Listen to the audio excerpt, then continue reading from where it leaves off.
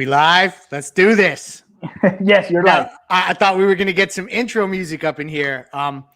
Welcome to the NBA Finals edition of Before Floor. This is where we get you ready for tonight's matchup between the Los Angeles Lakers and the Miami Heat. It is a critical Game 5. It is the first time the Heat have been faced with the elimination kind of looming around them. So I'm interested to hear how they respond tonight. If you got the guts, you are with me this evening, and we do have a good cast tonight. Ethan is not going to be with us, so I'm gonna run point, but I got shooters, and at the top of the screen to me, we have Alfredo Ortega from 3 Yards Per Carry. He's been our good luck charm along this whole run. We have Brady Hawk, Alejandro, always here producing on the ones and twos, and then new addition to the roster, Jonathan is here as well. What's going on? So I don't know how much scheme we're really going to get into tonight, because we kind of have seen what these two teams are up to. I do want to kind of get into some of the adjustments we might see. So I guess I'll start here. And it's related to, we saw Anthony Davis become kind of the primary defender on Jimmy Butler in the last game, and it kind of tripped up the offense, and I kind of felt like it was something that they could have taken advantage of, but didn't. And the primary way I think you can get there is if maybe you involve Jimmy Butler in a little bit more pick and roll stuff with Bam when there's another big man out there. And I'm interested to hear, and Alfredo, I guess we'll start with you. Do you think that a Bam Jimmy pick and roll is something we may see tonight? Because it's not something that I think we've seen a ton of yet. Yeah, we might see some of that tonight, but be careful what you wish for, because I said in an earlier pregame show that Bam Adebayo is the best pick and roll defending big in the league. You know who's second, right? Anthony Davis. Yeah. So they might do something. They have the size to be able to switch the pick and rolls. So I don't think that that's probably what they're going to put in their back pocket tonight. I can see something similar to what they did to us in the last game, which is run some double stack actions and then just dive to the basket. And that should open up shooters again. And maybe I've been saying it for 3 rounds. When is that supernova three-point shooting game going to come? Now would be a good time. This is so true. I'm on Brady Hawk's timeline, and he had a quote from Eric Spoelstra related to Golden State and Cleveland, because that series obviously was a 3-1 deficit in 2016. And he said, that's not our motivation. We're trying to compete for a title. Golden State has nothing to do with us. Brady, we need the 3-point shooting of Golden State tonight. That's something we've been asking for. We need Splash Brothers 2.0 to show up. And I know you've called some good shooting games, and there's been some up and down moments. What do you think we're going to see from the Heat tonight from a shooting perspective? Well, to start off with the quote that you just mentioned, he wasn't too happy about that question with the comparison. He was like, basically, that this is his own team, and they're competing for a title right now, and they're focused on what's at hand. But to the point about the shooting, it's going to be a team effort, obviously. I think everybody's going to need to knock down shots collectively. They're going to need big game from, obviously, their main guys. You're going to look at Duncan Robinson, Tyler Herro. But I also think if you can get some big shots from Jae Crowder, Andre Iguodala, or somebody, maybe a Kelly Olynyk or something, if you get some role guys to hit some threes, I think that opens up for maybe you can get Tyler Herro or Duncan Robinson going later down the line. But that'd be pretty important if you can get a guy like Duncan to have a huge game and knock down 7 threes, So that would be a huge kick for Jimmy Butler and Bam to control the paint area if they could just get that shooting going early. And then I think then Jimmy Butler can take care of the rest and just coast the rest of the way. You mentioned Jimmy and Bam there, and I feel like in this series, when you look at the statistics and kind of the game flow and the matchups, we've basically gotten everything we possibly could out of Jimmy Butler that you could have expected. I mean, he's playing LeBron to a draw. We talked about that on Floor's Yours. Jonathan, what Bam Adebayo are we going to see tonight? Because I feel like the injuries probably are playing a factor here, but it's not the type of game where we can afford to have a quiet Bam Adebayo. So I'm interested to hear what you expect from Bam tonight. think we're going to see the Bam that's impacted the game in other ways, setting good screens, probably trying to open up Duncan Robinson. Maybe we'll see him be a little bit more aggressive, but right now I think they're starting with Dwight on him. So it's really he usually has a harder time being aggressive against the bigger bigs, the bigger centers, the more physical ones. But for him, I think it would be really important for him to start doing all the little in-between things and gel back with the team. Last game, we didn't really see him do much dribble handoff with Duncan Robinson and get much of that going that game. So I think for him, really boiling down to the fundamentals of what he started with and getting everybody else going, and then let him just kind of flow naturally into the game, get those little mid-range floaters that he likes to get, go from there, and kind of just build from that point on. Speaking of building on points, one guy who was not building on points is Kendrick Nunn. 2 of 11. It was ugly last game. I feel like my timeline has been littered with people saying, please, no Kendrick Nunn tonight. Like they're yelling uncle, screaming uncle to Spo, like no more. Alfredo, you think we're going to see K Nunn tonight? And like, I guess I'll pose this question to everyone and just dive in as you guys see fit. Do you think Spoelstra tonight shrinks the rotation to the point where we literally only see like 6 guys? Like, is it going to be that night because they're on the brink here? And then just Alfredo, I'll let you kick it off with Kendrick Nunn. I think Spoelstra last game tried to do something tricky with Kendrick Nunn. He tried to have him mirror Rondo's minutes, and maybe Spoelstra goes to the well one more time. But if he goes to the well one more time, I think he has to have a very quick hook because it has to be one of those heat check looks. First 5 minutes with Rondo, if it works, great. If it doesn't, that's it for the game. And I do agree with you. I think Spoelstra, faced with elimination, I think he's going to tighten up a bit, and we could see 7 guys max and maybe one other guy on a heat check, and that could be Kendrick Nunn for 5 minutes in the first half on Rondo. Yeah, I agree. I think that we mentioned that yesterday. I think they go to a 7-man rotation with Iguodala and Olynyk. And then I think that they might go to 6-man rotation in the second half, depending on how they're shooting.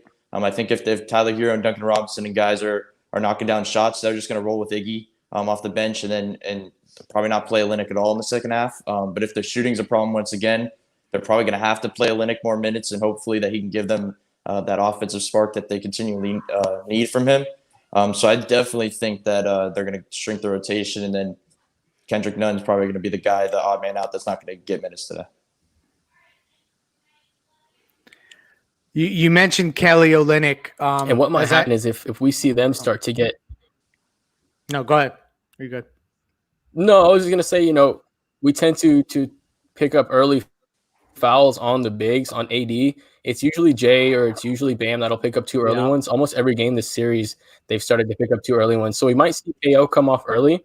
But he's been good the 2 games. Bam hasn't been here. So we might see a little bit of Bam and KO to match up with AD and Dwight to maybe stretch out the floor a little bit more and leave the little more paint. Because what happened is in game 3, when we won, we had almost a little bit more than 60 points in the paint.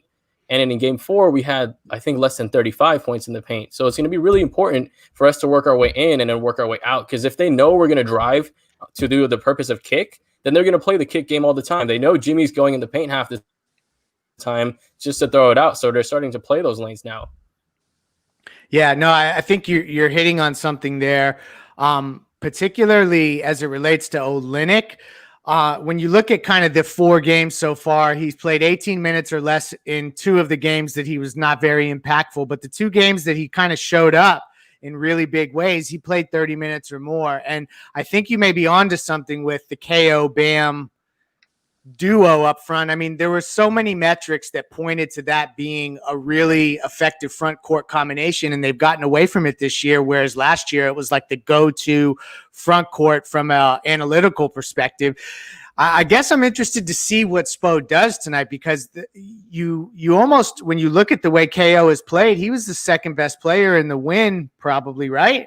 So like, I just think it would be interesting to face an elimination game and not get KO enough minutes when he's proven that when you play him 30 minutes or more, he's producing. Yeah, I also think I will say this. I think we're going to face a very different Laker team tonight because, like I said in the last game, you know, the sample now is 258 games with LeBron James in the playoffs, and he has a pattern, and that pattern is stark, okay? He eases his way into series, and when ahead, he tends to coast.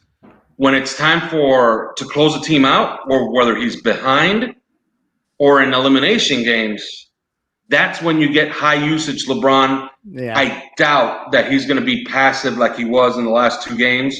And people are going to say, yeah, but he put up 25. No, trust me. All those turnovers, that was passive LeBron. So you can see tonight a high field goal attempt game and high usage game from LeBron. And I wonder, who does that hurt on the Lakers? Because if it hurts Anthony Davis, I think that he'd have a really good chance tonight. That's a great point. Like, do you guys think, and this is kind of hacky sports talk, but I'm going to go here. Who gives a shit? The season's on the line.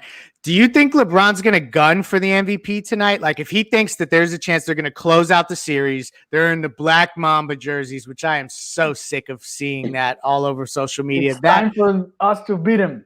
Yeah, like essentially, if LeBron's gunning for that MVP, if that is entering into his consciousness in any kind of way, and it limits AD in any respect, I think that's a net positive for Miami. What do you guys think? I think that's for sure. If they run solely on the production of Anthony Davis, scoring wise, they run everything through him. And if LeBron wants to take that over offensively and he wants to take things into his own matters, that's only going to hurt them. I honestly don't see him doing that. I don't think he's going to ruin the team tonight to try to win a Finals MVP, but you never know. But ultimately, when you have a guy that's top 5 in the league, I think in his prime, isn't he kind of expected to win the Finals MVP, even though he's LeBron James? So just having a guy in your prime like that, I don't think it's that big of a deal on his part. Yeah, we're probably overthinking it. I want to sensationalize it because I'm trying to slander our opponent tonight. We're on the brink of elimination. You guys know I'm going to get Team Petty tonight a little bit. What role player, we can just go around rapid fire here. What role player on the Lakers worries you most in Game 5? Well, it's been KCP, right? Like, you could almost, if this series ends tonight, you could blame that being, tied 2-2 on KCP, because I feel like he won the game for them last time. But a guy that I do fear for them is Rondo. If Rondo gets into his game and starts breaking down our defense and finding open shooters, and that gets them in a rhythm, that's a problem, because that gives them 2 playmakers where they only have 1, really, if you think about it. And you can almost track the Lakers all postseason when they really get into a team and beat them up. It's usually when Rondo is playmaking alongside LeBron James. When LeBron James is taking the air out of the basketball, that's where you want to be, because that tends to slow the game down, and you get into closer games with the Lakers where you can outthink them, you can make a play here or there, you can outshoot them from the 3-point line. So Rondo is the guy that I fear, and I said it from Game 1. Like, you got to have a plan for Anthony Davis, you got to have a plan for LeBron James. I think you have to have a plan for Rajon Rondo. I think another role guy you have to look out for is Markieff Morris. He's been pretty good for them in this Finals run, that they even started him in the second half of last game over Dwight Howard. So obviously they have trust in him right now. So I think but ultimately I think if he's not hitting the shots, like when his shots are falling, I think it makes it even more tough. And that's not going to be the case in every game. So I think if his shots falling, that benefits them so much. But ultimately, if it's not the case and the shots aren't going in and everything else, I don't think it'll be an issue. And I'm sure, just like how we're begging for a breakout Duncan Robinson game, Lakers fans are begging for a Danny Green breakout game. Yeah, and Danny Green really hasn't shot the 3 really this well, and he's had good looks. He's had pretty good looks, and he's had the experience of playing in the finals before, and he's hit big shots before. So you always wonder if in a closeout game he'll be, like the Mike Miller or the Shane Battier that just helps you close out a team. That random player that comes out, Yes, gosh, you're like punching me right in the gut, because like if any player is gonna send Miami home, it's someone like Danny Green, for all the damn times that he was hitting shots as a San Antonio Spur. I hope that you're wrong on that one, but there could be legs there. All right, so couple things. We're not going to go too long. I just, because we're facing elimination, and I'm big picture perspective type guy, and you don't know, this could be our last before floor show. It hopefully won't be. I don't think it will be. This season. I just want to get from you guys, what was your favorite moment in the bubble? Oh, you're getting melancholic already. Okay. My favorite moment in the bubble had to have been the Bam block, because that's going to live forever. Like, people are going to be talking about the Bam block for 20 years, especially if he has the career that we think he's going to have. And he's going to have some championships here in Miami. People are going to say, you know what? The Bam Adebayo, that's a big-time player in big games, was born that night, game 1 against the Boston Celtics in the bubble in the Eastern Conference Finals. So it's the Bam block. You know, close second, Herro 37. So, Yeah, I would have to go with the Bam block as well. But ultimately, I think if you're going to talk about memory, I would just say with the bubble, probably the evolution of Tyler Herro. Just him kind of becoming a totally different player than people thought he would be, even coming into the bubble.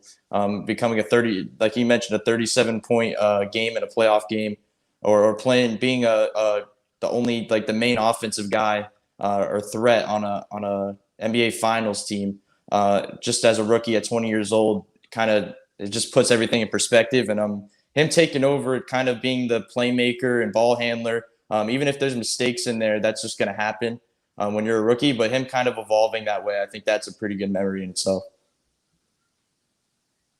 yeah, I know a lot of people are going to say, how come you're not going to mention the Jimmy Butler game, right? Well, you know, over time, those heroic moments, but in losses and series, nobody really cares about them. You know, like, if people know that AI did what he did and he stepped over Cleveland Cavaliers' life for Tyronn Lue, but nobody really cares, you know? Everybody knows that was a legendary Lakers team that won 4-1 in the end. And, you know, for the Lakers fans, they might not care, but I think for me, when Dwayne retired, there was kind of a hole, you know, that was left on this team. And I think that game, you really felt like Jimmy felt that, you know, filled that hole. And just the way he played, he got into the paint, he was drawing fouls. You almost could replace the jersey number with 3 and feel like D-Wade was just back at home. So it was really just a warm feeling, a nostalgic feeling to see Jimmy take off, give you 40 points, almost like he did, you know, in that Boston series in the first round, where he did not want to go home. I think it was in 2008 where, you know, we were down. And, you know, even though it was a loss against the Celtics, all Heat fans remember that game. So I think for us, you know, outside, of course, the Tyler Herro evolution, you know, the Bam coming out party, Jimmy's 40-point game really just marked his landmark as being a Miami Heat player. By the way, there's a Laker fan that keeps saying that they have 17 rings and we only have 3. They don't have 17. They have 16, okay? And they really don't have 16 either. They have 11, and they're trying to win their 12th, because you don't bring titles from Minnesota to LA and say, oh, they're mine now. Okay? Because if that were the truth, then OKC is sitting on 1. And last time I checked, you look at the OKC Thunder's jersey, they don't have that little yellow tab in the back. Yep. So that title belongs to the Sonics. So Lakers, you got 11. You're going for your 12th tonight. Okay? Math is your friend. And happy birthday to Zachary. I saw the comment come across. We want to shout him out, say happy birthday. All right. We've talked this to death. I don't know that I have any other schematic stuff to get to. If any of you guys have anything, you know, the floor is absolutely yours. But if not, let's go around and grab our picks for tonight. All right, I'll go first. I think this is a kicking and screaming game. They could close us out on Sunday, and I think that's exactly what's going to happen, which means the Heat fight hard as hell tonight, play their best game, and they eke one out. Let's say they win by 2. LeBron misses a jumper. LeBron misses a 3 to win it at the buzzer. I love it. And the Heat force game 6, where I think it ends. Yeah, I think the Heat win as well. I think it's going to fall, and we kind of talked about in the past games, I've kind of talked about Duncan Robinson or Tyler Herro, but I think this game falls on Jimmy and Bam. They're going to have to kind of step up, even though the shooting is the big thing. This game's going to fall on them to kind of be the aggressors throughout and just control this game against 2 of the top 5 players in the league. And like I said before yesterday, they've been doubted and they've been playing down 3-1 their whole lives, not just in basketball. So they know this feeling. This is nothing new.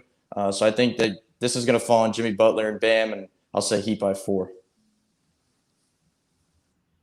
Yeah, I do think it's important that Jimmy and Bam lead the way, but I think the team is at its best when we have like 4 or 5 guys in double figures.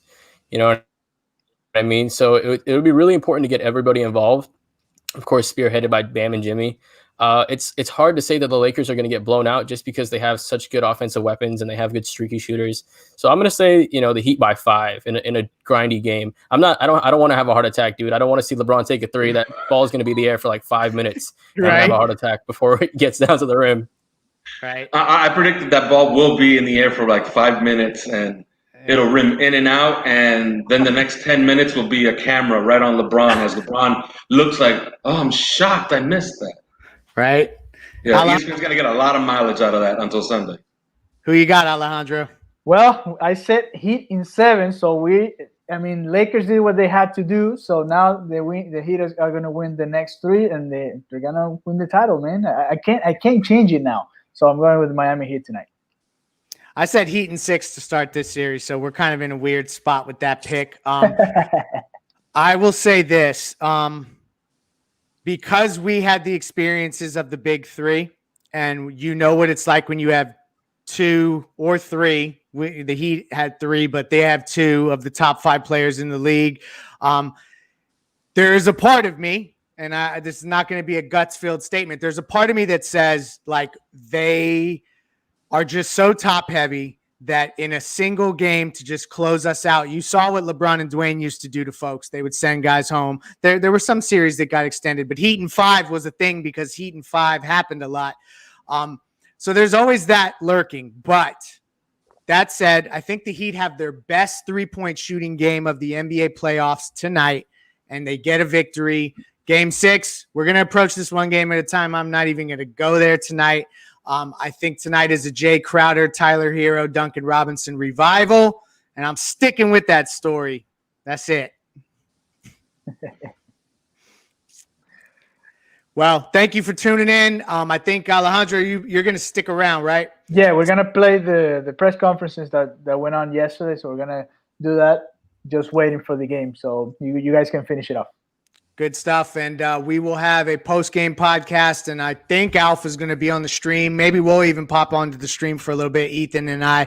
So tune into the network, subscribe to the YouTube channel, and even though I'm supposed to be objective, let's go Heat. So let's go Heat. That was the message from Greg Sylvander. Thank you to all of you guys. Now we're going to play some of the press conferences that went on yesterday. I'm going to keep reading some of your messages. Thank you very much for all of them. Remember to subscribe to our YouTube channel. That's the way to support our channel. Subscribe to it and turn on the notifications so you guys know every time we go live here on 5 Reasons. Thank you very much. And to all of you Lakers fans, welcome too. You guys can send your messages as well. Gentleman Sweep, Tyler for 45 tonight. Heat fans, in denial. That is being objective. Let's go Heat. Heat one game at a time. Lakers fans since 96. I live 20 minutes from Staples Center. So there you go. So now what we're going to do, we're going to conference from yesterday. We have it here for you guys, and that's what we're going to do. Tonight's our night. That's our friend Havox. Thank you for coming. He's always around here with us sharing the play. So what we're going to do, we're going to play this press conference that went on. That it's about half an hour of Eric Spoelstra, Bam Adebayo, Jimmy Butler, Tyler Herro, I think Duncan Robinson, and Jae Crowder, just talking about Game 5 of the NBA Finals. All right? Exposed messaging and video. Bam Adebayo is going to be the good first. stuff today, or anybody else who offered messaging to you guys today. We had a chance, and that we still believe. Like I said, they're writing off. They're writing us off. Everybody's doubting us. So, but as long as the people in the locker room and on our coaching staff have belief, then that's all that matters. Morgan in the middle. Coming back from injury, a lot of times people are a little more hesitant or not able to play as freely as they want to. How good did you feel the other night, and why were you able to play so freely? Are you just all the way back, or where are we? I was hesitant. I don't want to get bumped in the shoulder, but I was definitely hesitant. And then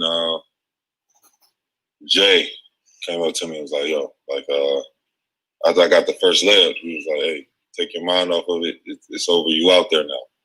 So just locking into that, you forget about it.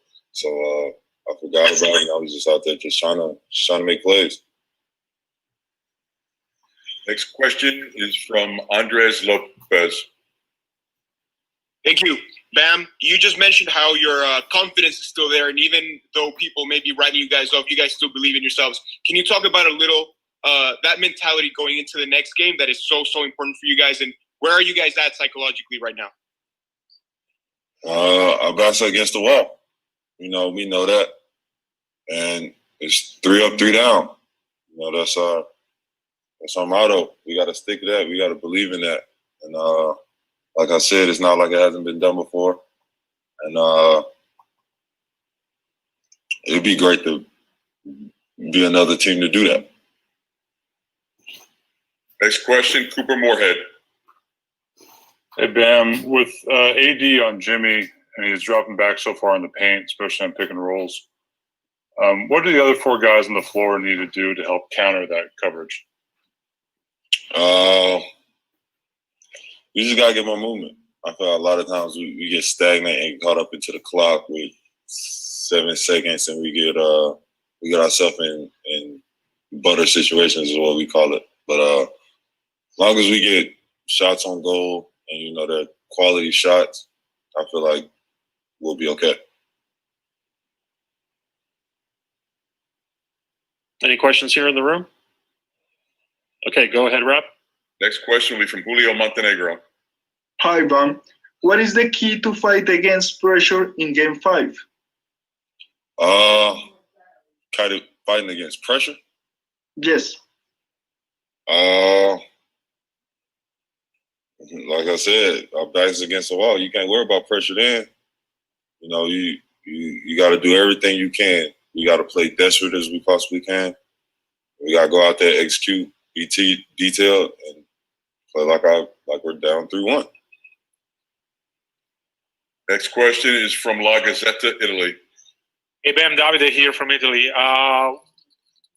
What can you tell us about the last 2 days for you guys? Knowing you're down 3-1, coming off a loss, how's the atmosphere? It's still some belief.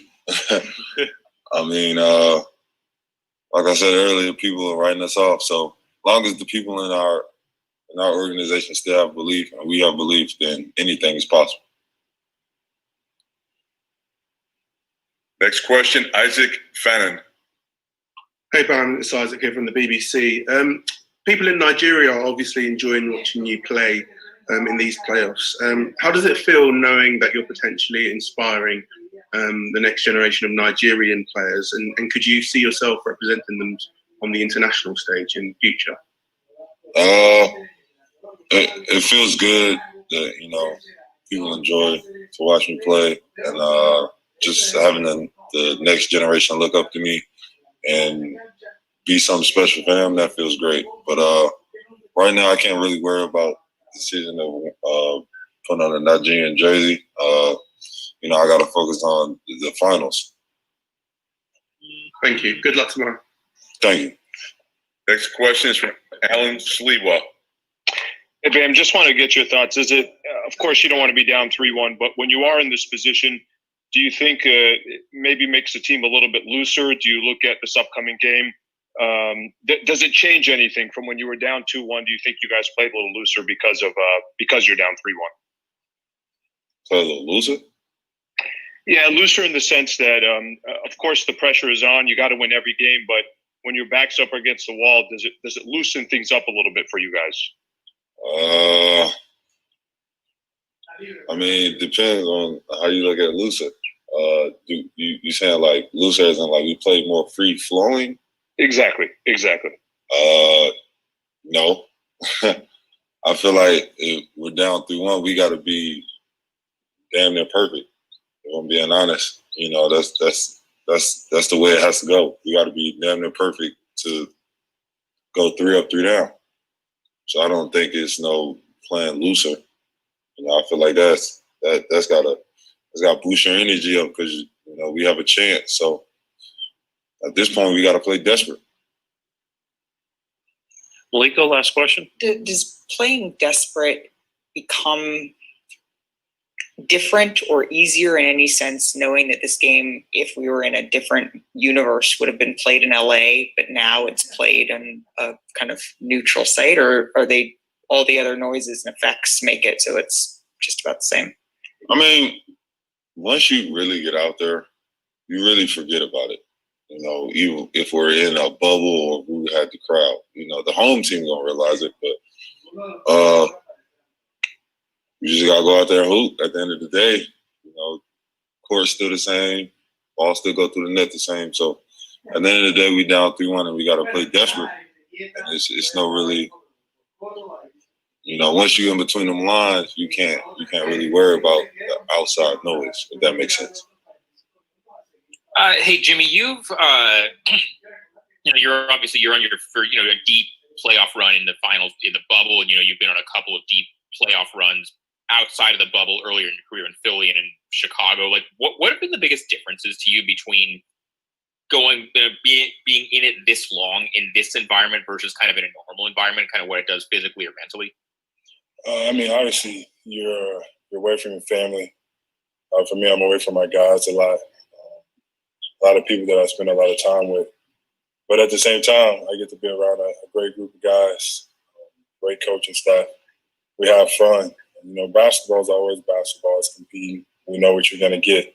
And then I think it's just really hard. As Spo always says, it's going to be the hardest thing you ever have to do. I believe him. I've seen that. I felt that now. But I wouldn't change it. I like where we're at, man. I smile because it's true. I like where we're at. Tim, over here. Jimmy, I don't know if you just heard Spo or not, but he came in and he was pretty fired up about how it's first to 4. That's what it is. Nothing else matters. It's first to 4. You're smiling and saying you like where you at. Where does the confidence from this group come from? It's not common for a first-year group to face elimination for the first time and have this going like you guys do. Man, we know what we do every day. I mean, we just love to compete with one another. We realize that there's a chance that it won't look the same next year, but we're in it for the right now. So we're going to give everything that we have for one another. And like I said, we go back and we're looking at stuff and we're correcting stuff and we're like, damn, we see it on film. We just got to be able to see these things in the game. So, everybody's looking forward to it. Everybody's ready to compete, ready to get one. Dan? Jimmy, you guys have been here for months. I'm curious. You as a group seemingly really embraced this opportunity of being here, playing in the bubble. But I guess if you could take a step back, has it been harder than you thought it would be? You mentioned to be away from the people you care about, or is it kind of been what you expected mentally? I mean, for me, no, not really. Yeah, I miss my people. Don't ever get me wrong about that. But I think this is just part of this is what you signed up for. This is a job to go out there and try to win a championship, no matter where it's at. Here in the bubble in Orlando, I think this is just a step in the process to getting where we want to get to. But like I say, we're all in it. We're all here, mentally, physically. We're all wanting to get this thing done. We all believe that we can get this thing done. So ain't nobody going home yet. I'm still here. Next question, Leonardo Torres. Jimmy, this kind of pressure, considering that it's or go home? I don't think it's pressure. I think it's just win. Nobody think about going home over here. It's just win. So there is no pressure. We're expected to win. That's our job. It's not win or go home. It's win or win. That's how we think about it. Malika? Jimmy, after playing 45 minutes in the past 2 games, how did your body feel after game 4 versus right now after 2 days off versus every other day? One and the same. A little bit tired. I'm not 25 like I was a long time ago, but I'm okay. It's whatever it takes to win. I'll play however many minutes. I'll be however tired, but I gotta win. I gotta know me putting my body through all of this, my guys putting their bodies through all of this is for something. Being here for 90, however many days, it was for something. Being here for the next 6 until the 13th, I think that's game 7, yeah, maybe. It was for something. Because if it wasn't, I would be really pissed off at the end of this thing.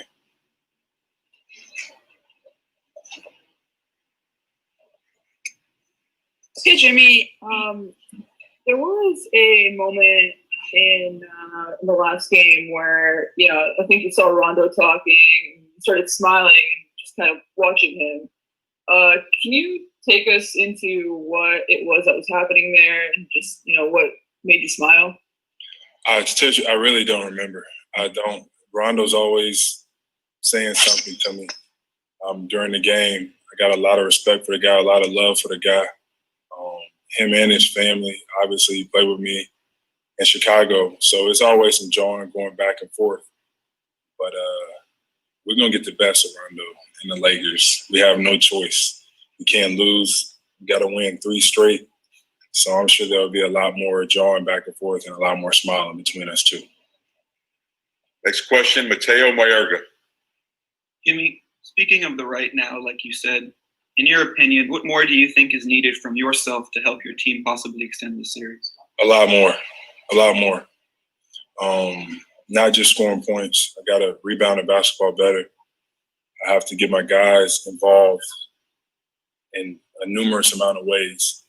And then I got to really lock down on the defensive end. I got to be able to guard everybody. I got to be in the paint and then be able to close out on the perimeter. I got to be able to do a lot more. I got to be able to set the tone from the jump, play with the most energy I've ever played with for these next 3 games, and win. That's what I got to do, win. Next question, Julio Montenegro. Hi, Jimmy. What will be the keys to win Game 5? Score more points than the Lakers.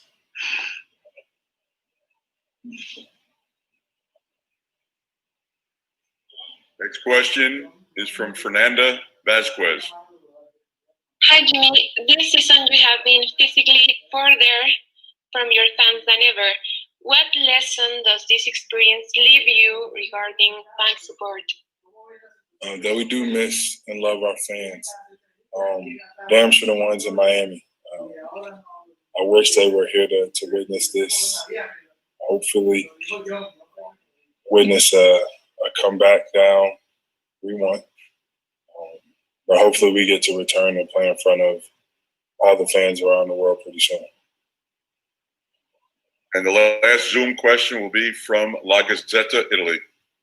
Hey, Jimmy, Davide here from Italy. The Lakers put Anthony Davis on you in the last game. What is the difference between being guarded by him or by LeBron James, like happened in the first games? Man, it's basically one and the same. They're both 7 feet or damn near 7 feet. They move their feet incredibly well, super athletic, and are very smart on both ends of the floor. I just, I got to be better at attacking and be better at getting my guys involved. I mean, I'm not backing down from any one of those guys. So whatever I do decide to do, it just got to end up in a win at the end of the day. Any final questions in here? Eric, obviously the update. Did Goran practice today, and how does his status look for tomorrow's game, please? Status is still the same. He went through the film session, and that was the bulk of what we did. So status is the same with Goran. So he was listed as doubtful before the other game. So would that mean it would be the same? Same status. Okay, thank you. And after the game, Bam said he was not 100% on Tuesday. He's had 2 days in the interim. How is he looking? Does he look closer to you? Thank you. Bam's going to be just fine tomorrow. I'm not getting into percentiles. His full competitive spirit will be ready to go tomorrow night. Next question will be from La Gazzetta, Italy. Hey, Coach, Davide from Italy here. Going into Game 5, you guys obviously are on the brink of elimination. What is the thing you're stressed out the most going into this game? The mental aspect, the adjustments you want to make? Look, we think it's a really competitive series. We have a purpose of why we're here. We're competing for a title, and it's the first team to 4 wins. There's a lot of different narratives out there. We don't give a SHIT what everybody else thinks. This is everything that we wanted this year, is an opportunity to fight for it, compete for a title, and that hasn't changed at all. Through these first games. Tim, here in this corner. Eric, kind of along those lines, what can you share with us about the messaging from film today? Assuming you did it before you guys came over. Was there? Look, it's not like anything dramatic. There's probably a lot of different narratives out there. We are here for a purpose. It's as simple as that. This is everything that we wanted. It's an opportunity to compete for a title against a great team. We never thought that it was going to be easy. And that's the way this playoff system is designed. It's supposed to get more challenging every step of the way. And I know the character of our group.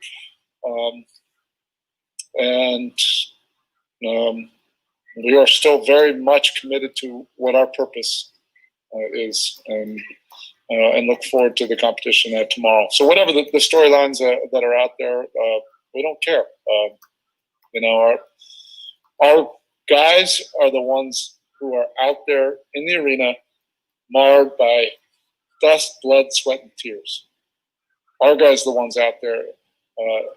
28 other teams aren't out there, and everybody else is basically on their comfortable couches,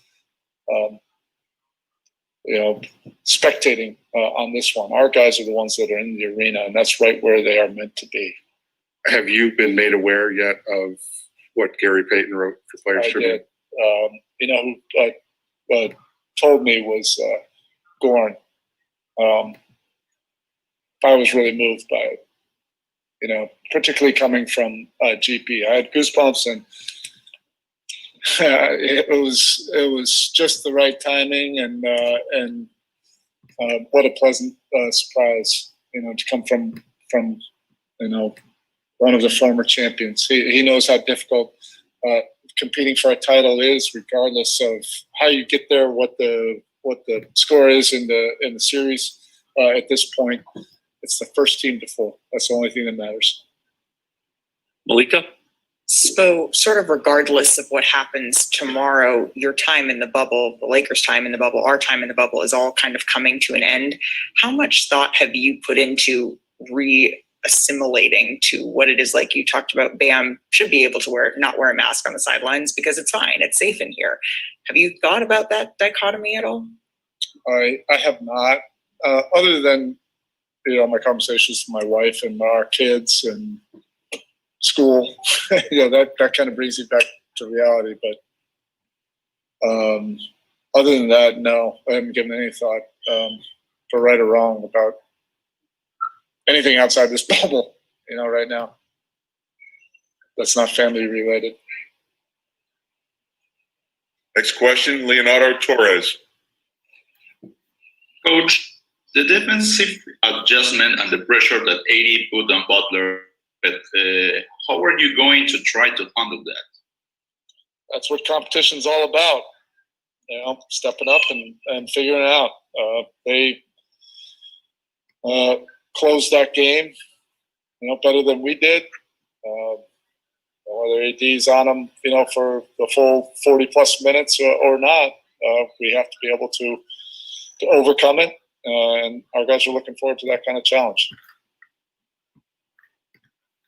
Thank you. Next question, Mateo Mayorga.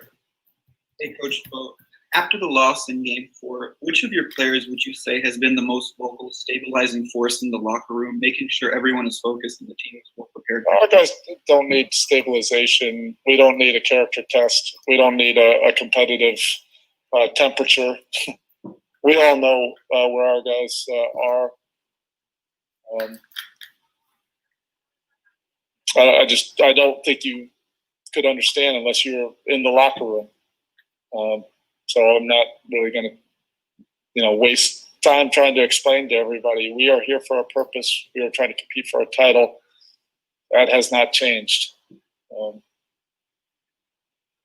And our players, our guys are the ones in this arena, marred by sweat, tears, blood.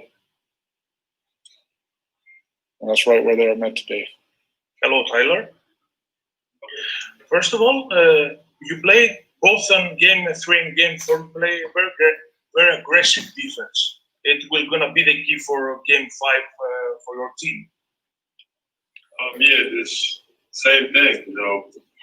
Game 4, we felt like we were right there. They made a couple more plays than us, down the stretch. But coming into Game 5, we have to. We played aggressive on defense, but we had to take it to even another level, to a level that we probably haven't took it yet. That's the level we're going to have to take it to in order for us to get back into this thing. And also about your experience here in the bubble in your rookie season, what was the biggest lesson for you on those days in the bubble? I think just being able to get the experience of playing in the playoffs, whether there's fans or not, was probably my biggest takeaway from this. Just being able to get that experience. We've seen a lot of defenses. A lot has been thrown our way, and we've seen it all. So it was a great experience for me. Thank you very much. All right, next up we have Barry Jackson with the Miami Herald. Go ahead. Hi, Tyler. Any interesting texts you've gotten with advice from D. Wade or Coach Cal or any former Kentucky teammates who are in the NBA? Anything the last couple of days which stuck with you? I've talked to Coach Cal, almost every day after every game. Just pretty much telling me that we're right there. We can play with these guys. They made a few more plays down the stretch than us, but other than that, we're right there step for step with them. And, this series isn't over, is, the advice that he gave to us. Thank you. Hello, Duncan. First of all, after the Game 4, you had a day off. How helped you to prepare physically and mentally about Game 5? We took some time off yesterday just to kind of get away from it a little bit, and then we reconvened today. We met, watched the film, went over some stuff, practiced, got some work in, and we're all ready for tomorrow. Excited for the opportunity. And also about the Game 5, how is the atmosphere in the locker room? And will you change anything about your approach on the game? Obviously, the sense of urgency is even more. I thought we'd probably get a sense of urgency in Game 4, but this game tomorrow is going to require even more from us. So we're excited about it. We're all locked in and ready to go. Thank you. All right, next up we have Barry Jackson with the Miami Herald. Go ahead, Barry. Hi, Duncan. I'm sure you guys are exasperated about the number of fouls on three-point shots we've seen throughout the playoffs called against you guys. How much has Spo talked about that the last couple of weeks, and what's been the message from the staff on how to avoid those? We really talked about it. A big emphasis for us right now is trust. In that, you just got to trust that you're in the right spots and that you're doing the right things. And sometimes you just got to live within the good contest. And if they make them, they make them. But we can't be bailing guys out on 3-point attempts and just giving them free runs at the line. So it's always something we've addressed and talked about. Hopefully we can clean up here for Game 5 and moving forward. And do the coaches now want you guys jumping into three-point shooters? I know how tempting that must be as high-effort players. Yeah, there's some technical adjustments that you can make that we've talked about. So it's just attention to detail, and I think we'll be better moving forward. Thank you. All right, next we have Dan Wilkie. Go ahead, Dan. I'm curious, as somebody who's interested in politics and things like that, what's it been like being here when everything else in the outside world is so different? Like, do you feel disconnected from those types of interests? And I'm just kind of curious about like the mental aspect of that sort of level of disconnection. Definitely feel a certain level of disconnection. When you're here, you very much feel like you're in a bubble, and that you're kind of secluded and separated from the outside world. So, it's been interesting just staying in touch with family and friends that are outside, and basically just getting updates on everything. And a lot of questions. I've been asking a lot of questions about how everything's in Miami, how everything is, back home where I'm from, and just try to get a pulse as best you can. And then obviously, when we leave here, we'll be thrown back into the fire, the chaos of it all, and we'll see how it goes. Whether it's, whenever it happens, if it happens in a week, what do you think it'll be like to be thrown back into that chaos? Like to be sort of reintegrated into society? It'll come with these challenges. Habits are developed over the 90 plus days that we've been here. You have your daily routines that are going to have to change, and that's how it goes. It's the same adjustments that you made coming in here, and it'll make them live. So it really is. It is what it is. I mean, I don't have a better explanation than that. Just kind of got to go with the flow with a lot of it. Jae, you've been on this deep playoff run in the bubble, and then you also were on a deep playoff run outside of the bubble with the Celtics a few years ago. I wonder if you could just tell me what the biggest differences are, both mentally and physically, between going on a run this long in the bubble and in kind of a normal circumstance. This is more challenging, obviously, for a lot of reasons, but this definitely is more challenging on your mental. Been away from family, with all the stuff that's going on in the world. It makes you lock in a little. Probably you have to lock in more, I would say, than previous years, just because of just what's going on and how it's easy to be distracted by other things. So I rate this one as high as it can go in my career as a playoff run, and how engaged I have to be with my mental on the court. All right, next up we have Barry Jackson with the Miami Herald. Go ahead, Barry. Hi, Jae. How is this ranked among most enjoyable experiences of your career? And would you like to be here long term after obviously being on several different teams over the years? Well, it's enjoyable because we're winning, but at the same time, I've been taken away just by the stuff that's going on outside the bubble. I think the basketball side of it it's been great for me. Obviously, we're winning and we're here fighting for it all. Last two teams standing and trying to fight for it all. So with that aspect of it, it's been great. It's been a great group of guys, great organization to be a part of, and hopefully we can work something out. But at the same time, the stuff that's going on in the world is a little more. I have kids, you know what I'm saying? So I got a lot of stuff on my mind, on my plate to worry about as an African American in this world. So it's been a roller coaster. But it's been some good and some bad, obviously, and I'm just taking the punches as they come and trying to be as positive as I can each and every day. Thank you. All right, next up we have Christos from SDNA Greece. Go ahead. Hello, Jae.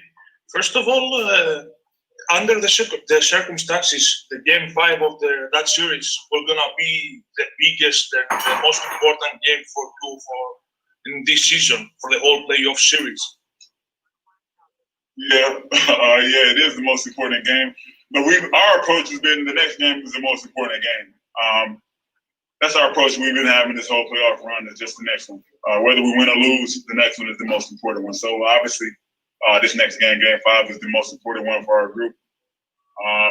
And we know that, and we are facing whatever we're facing, the reality of what we're facing. So it is the most important game of our playoff push or of our playoff run, and we're approaching it as such. And also, Goran Dragic trying everything, trying as hell to play on the next game. How inspirational is his effort to play? About you? He's a competitor. What he's trying to do is you tip your hat off to a guy like that. Obviously, it's a terrible time to go down for an injury. And the injury of that caliber, obviously, it hinders you a little bit. But he's doing everything he can to try to prepare himself to join us at some point. He's doing round-the-clock treatments. He's doing everything he can to get back on the court. He's a competitor, so he wants to be out there. He's eating him up alive. He's put all this work in up to this point, and then have to face the injury as such that he's facing. So it's frustrating for him as teammates, as his brother. We just try to uplift him each and every day. We see the work he's putting in, and hopefully it'll pay off for him. Thank you. All right, Jay.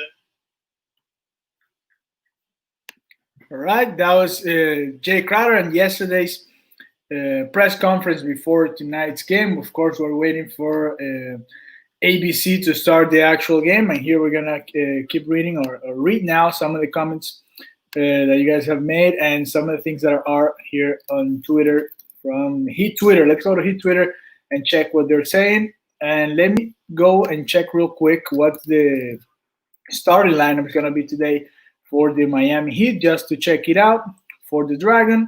And here it is. We have the starting lineup already. Let me put it here on your screen. It's going to be Tyler Herro, Duncan Robinson, Jimmy Butler, Jae Crowder, and no, that's not right. That's not right. It's going to be Bam Adebayo there instead of Jae Crowder, instead of Myers Leonard. So this is the starting lineup. Tyler Herro, Duncan Robinson, Jimmy Butler, Jae Crowder, and Bam Adebayo. It's just that they're waiting. They're waiting white today. So that's the starting lineup for the Miami Heat today, and hopefully they can get this win, and we can have Game 6 of this in NBA Finals, because this has been a fun experience for all of us here in 5 Reasons, and for you guys also. Thank you for joining us and for being part of this team, and for also sending your messages. We're reading it's ton of messages here from you guys. So no Myers Leonard, that was my mistake. This is the starting lineup for tonight. It's Tyler Herro, Duncan Robinson, Jimmy Butler, Jae Crowder, and Bam Adebayo. I click on the wrong button. This is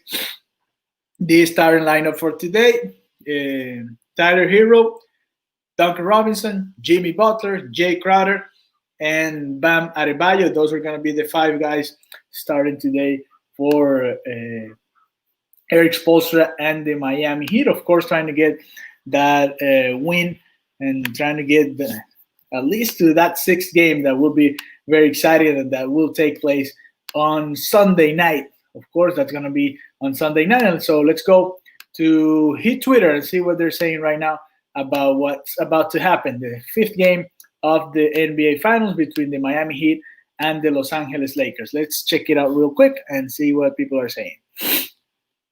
This is it. Everyone says it's over. Everyone counting us out. Let's fight and give it all and shock the world. Miami Heat. Yes, sir. Miami Heat. Who do you got?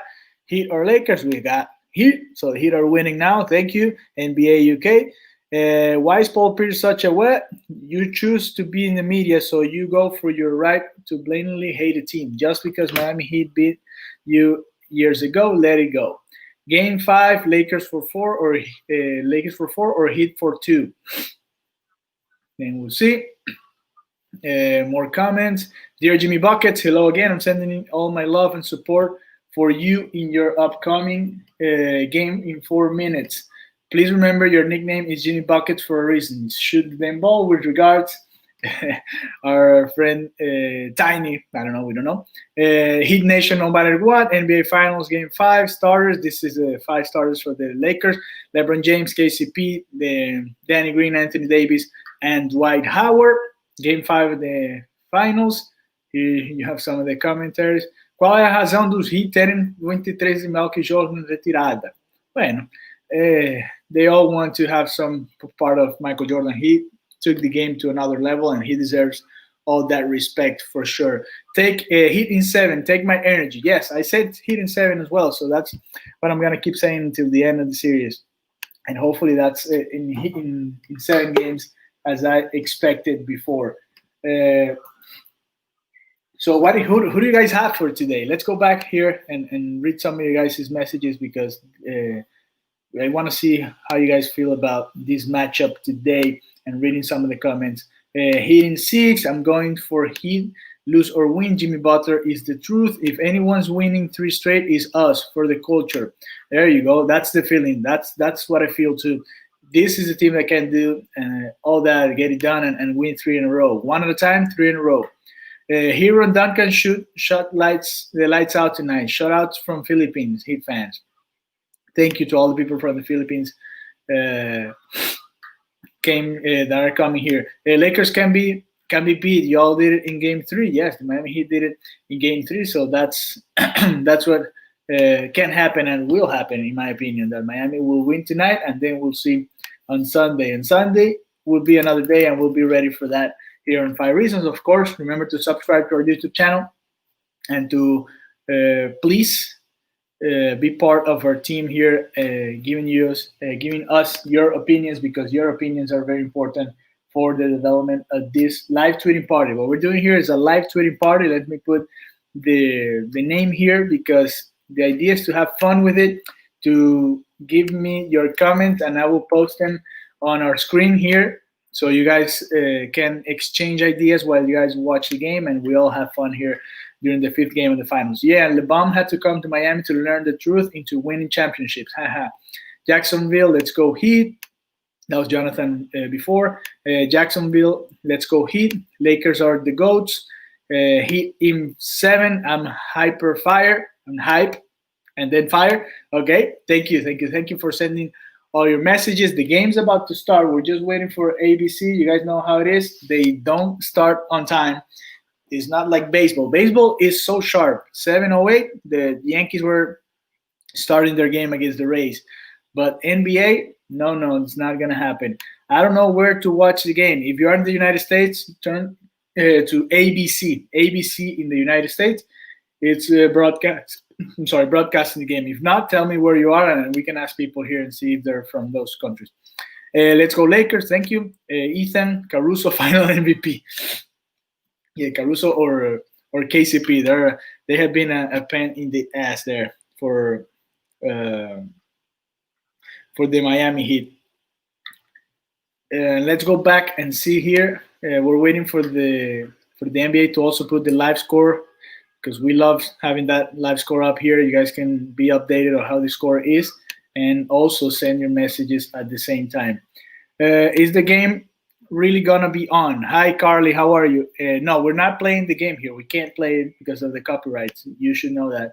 Everyone's burned the Heat already. Let's shut them up. Yes, Steve, that's way to go there. I'm from Spain. Where should I watch it? I watched it in Movistar last time. So check out Movistar Plus, I think. It was the last time I watched a game there, between the Denver Nuggets and the Utah Jazz. And then another one from the series between the Lakers and the Nuggets. And it was very fun watching it there in Movistar Plus. So there you go. Let's go fight. Win tonight, Heat. Shout out Lakers. Let's go Lakers. Can watch, don't have cable. Where else can I watch? Well, there are different apps. You can go YouTube TV, Sling TV, Fubo TV. All of those have the game and have ABC as one of their channels. So that could be an option. How to watch it for free? Well, that's another thing. That's a different question to be asked, because that's nowadays is almost impossible, right? It seems like if you don't have cable, if you don't have just regular TV, they're gonna get you somehow. So we'll figure it out. We'll see what happens there. And hopefully in the future, the NBA TV just takes over it, and that'll be great, and just make this sport a little bit more popular, not only here in the US, but also outside, so people can watch it for free, and that'll be great. Let me see what else here. He can't stream the game because of copyright laws. Yes, that will be illegal. The FBI will come for me, and I'm not for that life. So thank you to Wen Marie, who's watching us here. Thank you, and welcome back to the Five Reasons Sports YouTube channel, Five Reasons Sports Network YouTube channel. Thank you very much. It's a very, very interesting experience for me to really read what you guys are saying about the game, and I'm here waiting for the game to start, and we'll begin to read some of your messages as the game goes on. I think Heat can force another game. Let's go Heat. Hopefully they can do so. And I mean, this series has been very even after the first game that was a blowout by the Lakers. I think after that, it's been a very even series, and it should have been 2-2 at this point. But it's 3-1, and that's what makes it exciting, right? If the NBA comes back, if the Heat comes back, it's going to be a hell of a comeback, and we're all going to talk about it in the next couple of years. Like the way LeBron James did it against the Golden State Warriors. So there you go. Vinícius, você quer ouvir eu falando português? Da onde que você está agora? Gwen Marie, love my Heat team. Let's go Heat. This is for you, Kobe. Well, it's for Kobe, even if the Miami Heat wins, so don't worry about it. Just waiting for the game. They will come back, hopefully. Yes, hopefully that's the case, and they will come back tonight. So let's review our starters for today. It's Tyler Herro, Duncan Robinson. We have Jimmy Butler, of course, Jae Crowder, and Bam Adebayo, who's healthy. He played last game already, so he's going to be back on the court tonight. That was the same lineup that we saw in last game. So that's the same five guys: Tyler Herro, Duncan Robinson, Jimmy Butler, Jae Crowder, and Bam Adebayo. The five guys starting today for the Miami Heat, and you guys are gonna enjoy it with us here on Five Reasons. Of course, we're gonna be doing the live tweeting part like we have been doing during these finals, and that's the way we go about this type of games. How can we watch the actual game? We already said it, ABC in the United States. If you're outside, depending on which country you are, we can help you here. So send your message with the country you are right now, and we can help you with that. Harley Panangin, Lakers. Good morning from Philippines. Good morning for you too. Go Lakers. Lakers. A lot of Lakers fans. Welcome to the Five Reasons YouTube channel. Remember to subscribe to our channel and be ready. Turn on the notifications. That also helps us a lot and helps you guys know every time we're going for a live video, or we're doing some we posted something. You guys turn on the notifications and you get that there in your phone, tablet, or computer. Definitely going to be a tough season. Tough to do it against LeBron, 3 times, but our group is more than capable, and I know we're going to play our hearts out, win or lose, and that's why I love this team. There you go. People in Canada, where can you guys watch a game? Help our friend Lokin. He's looking for a place to watch the game. Good morning from the Philippines. Good morning to you guys. Heat Nation flames up. Go Lakers. Where are you from in Brazil? Now, I'm not from Brazil. Eu não sou brasileiro, mas eu morei no Brasil, morei em Brasília há uns anos, então eu tenho esse sotaque brasileiro, mas eu não sou brasileiro, tá bom? Eu sou da Venezuela. When stop to tip off? Let me see here. They're not ready to tip off yet, so we'll have to wait a little bit more, and we'll see, because like I told you, they're always late, so this is not a surprise for any of us. It's been the way, I mean, it's how it is for the NBA. I don't know why they're so bad with the times. Let's go Heat. Sasriel Iglesia. ¿De dónde eres, Sasriel?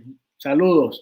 If you speak Spanish. Where are you from? I don't know if you speak Spanish. I'm sorry. I'm just thinking ahead of myself. Is there any page to watch it for free from phone?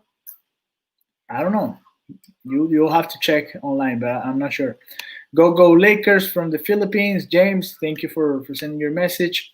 Lakers for the championship. And Michael, you're streaming or just talking? No, I'm going to be talking and showing you guys the live score for from the NBA Twitter account, and that's gonna be it. I can't really broadcast the game because you guys know it's illegal. We talked about it already, and it's not what we're gonna do. Try ABC website if you have cable. That's a good option. Do you think they will Duncan LeBron James? I don't know who. Try ABC's website. Let's go Lakers. One more win. Your Portuguese is good. Muito obrigado. Saludos, bro. Gaino Rafael Rodriguez. Saludos, hermano. I hope Jimmy plays how he played when he dropped the 40-point and triple-double. Yes, we need aggressive Jimmy this time. So hopefully we can get that type of performance from Jimmy Butler. Right on. Go Lakers. Let's go fight. Win tonight. Alan says, cool. Thank you guys for all of your messages. Like I said, we're waiting for the actual game to start so we can start discussing what's going on there in the bubble for Game 5 of the NBA Finals between the Miami Heat and the LA Lakers. Let's go back and see some of the images that they're putting on Twitter. The NBA are putting on Twitter right before the game. Here you guys have Bam Adebayo, Myers Leonard, and Tyler Herro warming up earlier. Sorry, coach, Myers Leonard won this round. They're talking about hitting threes. Hopefully, Myers can play and have some threes on. This is Rajon Rondo, Duncan Robinson, some of the guys that are supposed to be playing tonight that are part of the starting fives from each of the lineups. So this is Jimmy Butler earlier getting to the bubble, and that's going to be a very nice situation. So the game has started. Let's go to Twitter and see if the NBA has it on. It's a flop from Tyler Herro to Bam Adebayo, so the Miami Heat's already up in the game 2-0, and here we go. The game has started. Let's see if they have it right here. There you go. The Lakers are up real fast, and that's going to be us for now. We're going to leave the score here, and we'll be back to talk to you guys as soon as they ask for the first time out, all right? Thank you very much for joining the 5 Reasons YouTube channel, and remember to subscribe.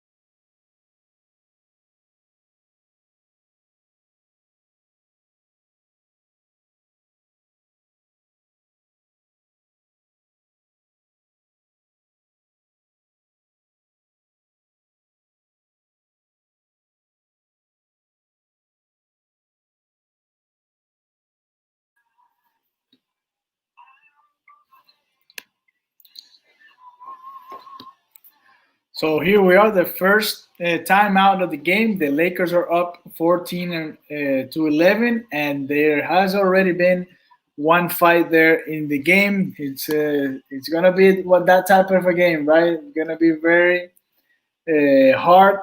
And Jimmy Butler, he's a fighter, and Dwight Howard is one of those guys that doesn't take those type of contacts or situations lightly. So for the Miami Heat, so far, 4 points for Jimmy Butler, 3 for Duncan Robinson, 2 for Adebayo, and 2 for Tyler Herro. That's the 11 points that they have so far.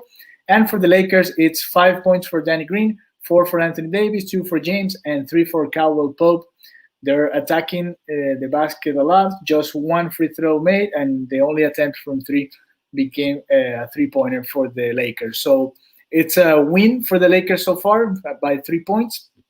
And let's go back to 5 reasons to see what's going on there for the Miami Heat, and what's our friend Ethan Skolnick saying in the Twitter account of the 5 reasons Twitter account at 5 reasons, where he's going to be talking about the game. Of course, that's our main account, and you guys can follow us there at Reasons Sports, at 5 Reasons Sports. You can follow us there and send us your messages, of course, as we go through the game. Let's see what Brady Hawk is saying so far, because it's been that type of game. Okay, Brady Hawk bringing some physicality, and in Game 5 could be an additional spark for this Heat team. Many are saying that today will be the Kobe game, since the Lakers have a chance to finish off Miami in the Mamba jerseys. I also think it'll be a Kobe game, since Jimmy Butler will display that Mamba mentality to give Miami a win. So that's the comments from our staff in 5 reasons. We're going to go back, and we'll be back to you guys as soon as we get another timeout. Let's go Lakers. Somebody please knock out Dwight. He's so tough all of a sudden. Laker winning this for sure. Hi, do you see Jimmy and Dwight? Let Haslem get on that court and see what happens. Lakers show where would have to smoke whatever. Yes, Miami. And here we go. So thank you guys for sending all your messages, and we'll be back to you talking about the Game 5 of the NBA Finals. All right. Thank you, and we'll be back soon as soon as they ask for another timeout. Here we go.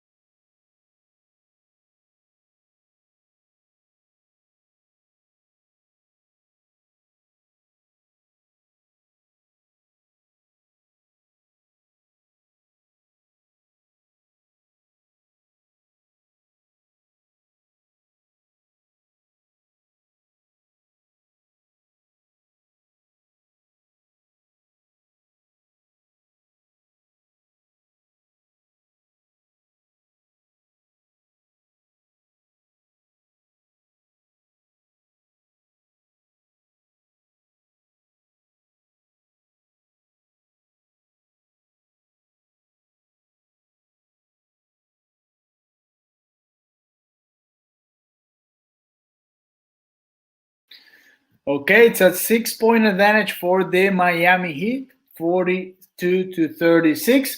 A timeout by Eric Spoelstra after the Miami Heat got to an 11-point lead in the second quarter. Now it's down to 6 so far. It's 13 points for Jimmy Butler, 5 rebounds, 5 assists, a couple of steals. He's 5 for 5 from the line. We have also 8 points by Duncan Robinson, 3 rebounds for him. He is 2 for 3 from the 3-point line. The Kendrick Nunn, also a great performance today. 9 points, 1 rebound, 4 for 7 in field goals, and 1 for 2 in from 3-point range. Bam Adebayo, 5 points, 2 rebounds, 2 assists, and 2 for 4 from the field, 1 for 2 from field goals. Those are the best guys for the Miami Heat so far. For the Lakers, 17 points by LeBron James, 17 out of the 36. So it's been mostly a LeBron James and Anthony Davis effort from the Lakers, as you guys should expect. So those 17 points, 2 rebounds, 2 assists, 1 steal. He's 7 for 9 from field goal, and he's made 3 for 4 from 3. So that's a very good performance by LeBron James in that regard. Anthony Davis, 8 points, 5 rebounds, 1 assist, 1 steal. So far, 4 for 7 from field goals. He's 57% there in that regard. He also tried 4 threes. No, he also tried, let me see. No, he didn't try any threes. I'm sorry. That was offensive and defensive rebounds. Danny Green, 5 points, 1 block. So far, 3 points for Caldwell Pope, 3 points for Kyle Kuzma. So that's it for now, and we'll be back to talk to you guys as soon as they ask for another timeout. So thank you very much for being here in the 5 Reasons Sports Network. Remember to subscribe, to give it a thumbs up here in the channel. That helps us a lot. And let's keep enjoying the NBA Finals here in 5 Reasons.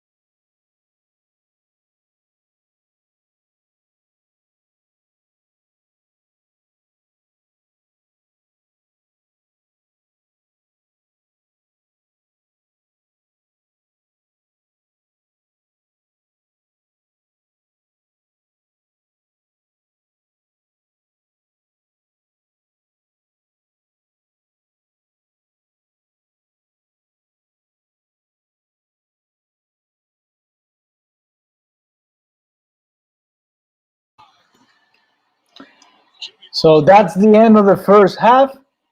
4-point lead for the Miami Heat. Jimmy Butler hitting that three right at the end, the buzzer, to give the Heat a 4-point lead. That was impressive by Jimmy Butler in the first half, leading the Miami Heat. Also a very good half for Anthony Davis and LeBron James. We're going to be looking at their numbers here in a second.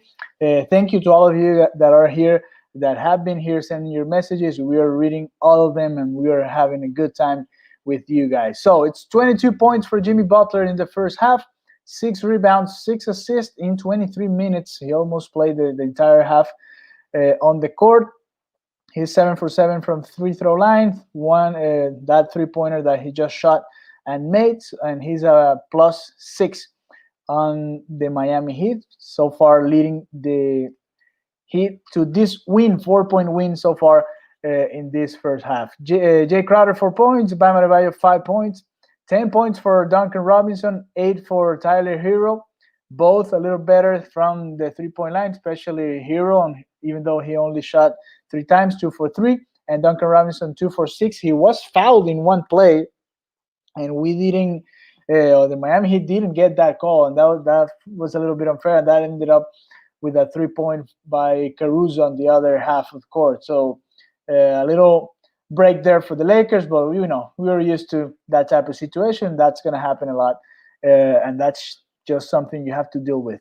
Tyler Herro 8 points, like we were saying. Kendrick Nunn, man, 11 points, 2 rebounds, 2 assists.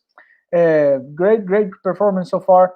Way better than what he had shown before in these finals. He's 5 for 8 from field goals, and he's 1 for 2 for 3. So hopefully he can keep that same rhythm and finish the game at that same level. That has been the only 7 players that have played minutes in this game: Butler, Crowder, Adebayo, Robinson, and Herro, the 5 starters, and Kendrick Nunn plus Andre Iguodala on the bench. Nunn playing almost 17 minutes, and Andre Iguodala playing almost 13 minutes. That is it for the Miami Heat. Alex Dixon says here, 20 minutes of excellence ruined by 90 seconds of bonehead basketball. Got Lakers back in it. Is Jimmy still a sellout for shooting threes? Ridiculous sentiment. Well, he just made that one. Then, why isn't Myers or Kelly touch the floor? Just put a body on these big dudes to give Ban and Jimmy a break. Make them change defense. I don't know. It's weird. I mean, especially Olynyk. We know, I mean, with Adebayo in, Myers is probably not going to see a lot of the court, even though they could play together if Spoelstra wanted that.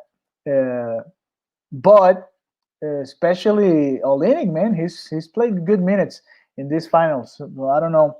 We'll see what Spoelstra does in the second half of this game. For the Lakers, LeBron James is right there, head-to-head with Jimmy Butler. 21 points, 4 rebounds, 3 assists, 1 steal. He's 9 for 11 from the field, so he's not missing a lot either.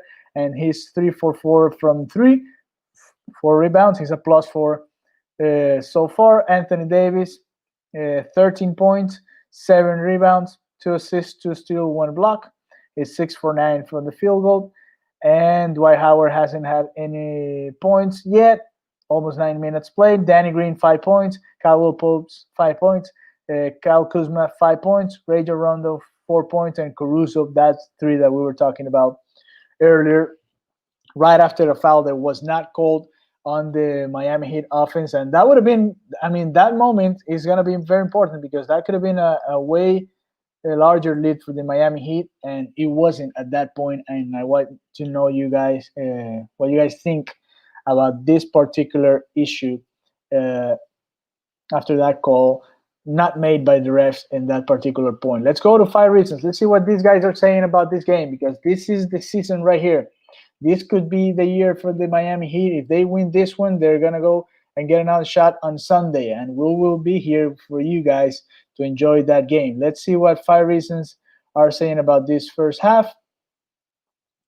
And here we go. Let's go to Heat Twitter, and first to 5 reasons coming up. All right, here we go. So also, as we discussed on 5 on the floor, Jimmy Butler, well, let's go from bottoms up. Said on floor's yours that Heat fans will be cursing the officiating after tonight. The Spoelstra may need to mix an eighth, and that could be Kelly Olynyk. How is that not a foul? The play that we were talking about, Duncan Robinson. Butler's attacking Davis like he did in Game 4. Yes, we want aggressive Jimmy. Okay, let's go up then. The numbers that we were talking in halftime. Jimmy Butler is on pace for a better stat line than in Game 3. He needs the same exact half to extend this. Yes, because even though he's been great for Jimmy Butler, it's now up to, LeBron James has had a great first half too. So they're right there, very close game so far. As we also discussed on last 5 on the floor, Jimmy Butler playing LeBron James to a draw with less star help cements his status as a top 10 player because no one outside the top 10 does that. Yeah, that's right. Okay, those are some of the comments from Ethan Skolnick in our Twitter account, 5 reasons at 5 number reasons sports.com. Let's go back here and let's check some of you guys' comment after the first half. Robinson has to be smarter and not reach on wide open LeBron layups.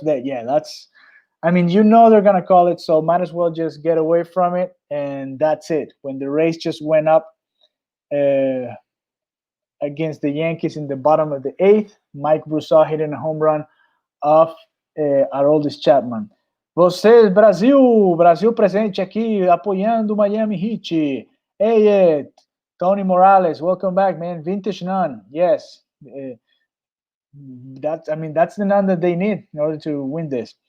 Jae Crowder's shot has disappeared. Yes, but it happens. He was not a shooter the entire season, just for the Miami Heat. So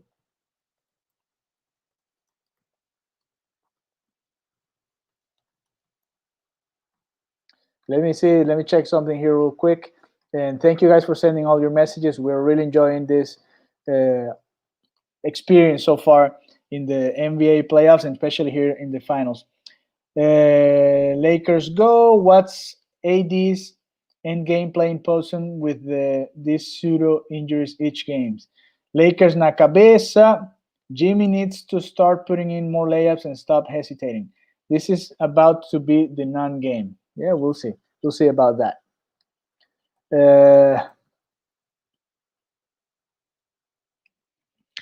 Let me see. Let me keep reading some of your messages here. No, let's go back to Twitter and let's go check what people are saying on Twitter, and then we'll back and we'll get ready for the second half because this is gonna be exciting, and we will be here with you guys to enjoy the rest of the game. Our Rays are beating the Yankees, so that's good for all of you that are not Yankees fans. Okay, let's go back to this game and what people are saying on Twitter about the Miami Heat. Leads going window. We'll see, Johnny's. We'll see about that. Okay, here we go. NBA Finals. Heat Twitter. That's Jimmy Canastas. You guys can buy our t-shirts on 5reasonsports.com. Make sure you check that out. This is some ads. They want this Laker for COVID narrative for this series so bad. Yes, we're not gonna let that happen. So you better stop trying to induce that situation because it's not gonna happen tonight. Oh, that's what we're waiting. Anyway, so halftime. Those are the numbers that you guys know already. Underdogs. Hey, Twitter still want to fight. That 11-point lead was wasted. Yeah, it could have been larger, but that particular foul on Duncan led up to an inning. I'm watching baseball. A situation that ended up in the Lakers heating up again. This game is really close, but I got the Lakers winning. Hitting 7. Jimmy Butler passed Blake Divac, Shaquille O'Neal, Sam Perkins, Mary Chalmers, Don Abuse, all of these guys in tie for 76 all-time in playoff steals. Some of the things. Brasileiros. Sorry, folks. This might be the last half of basketball in who knows how long. This is what I meant, but go ahead and take it as slander. Hit Twitter. As the half, whatever. AD has to pick it up a little more. Well, I guess I've been watching a different series. Yes, Anthony Davis has been great for the Lakers, and so has LeBron James. That's not why they're losing today. They're just losing because the Heat has been a little bit better. So we're going to go back to the scoreboard, and we'll be back to you guys. Send your messages. What do you guys think it's going to happen in the second half? You think the Lakers are going to come back from this 4-point deficit and win the championship tonight? Or is the Miami Heat forcing a game 6 on Sunday? I want to read you guys' comments, and we'll be back here in a little bit.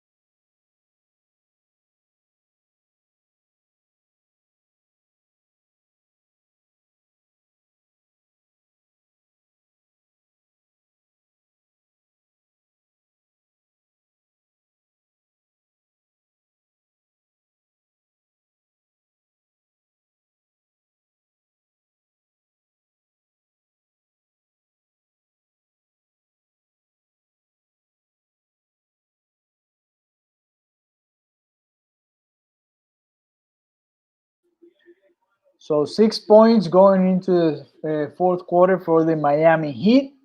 A very close game. It's been a very exciting. And how was that a bound foul on Anthony Davis? Yes, I know, but you guys know how it is. I mean, I was surprised when they called that foul on Duncan Robinson. They haven't been calling those fouls, and we saw one in the first half.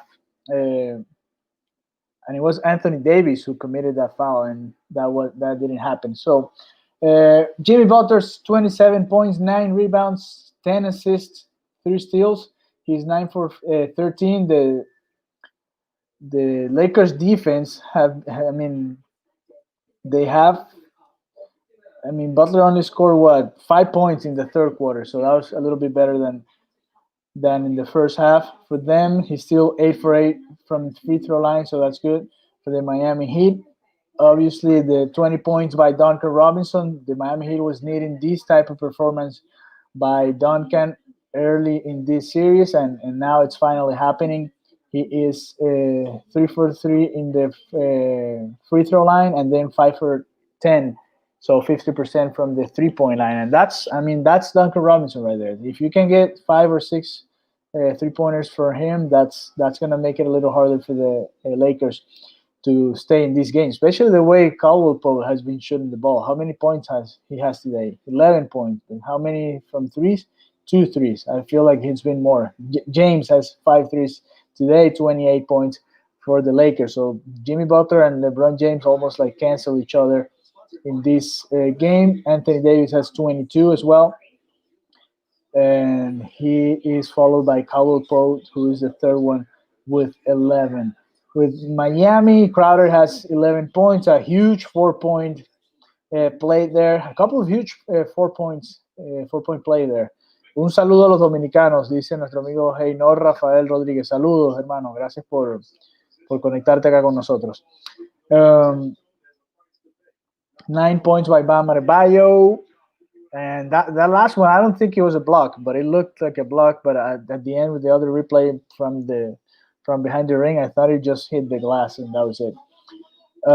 So 4 rebounds for him, 3 assists, 1 block, and he's 4 for 9. He lost a couple of balls there when the third quarter was winding down a little bit. So the Miami Heat stayed alive in the third quarter, so that's good news for them, and hopefully they can continue to play this way. We will be back with you as soon as they ask for another timeout. So thank you for being here. Remember to subscribe to our YouTube channel and to give us a thumbs up today. And thank you very much. The fourth quarter has already started.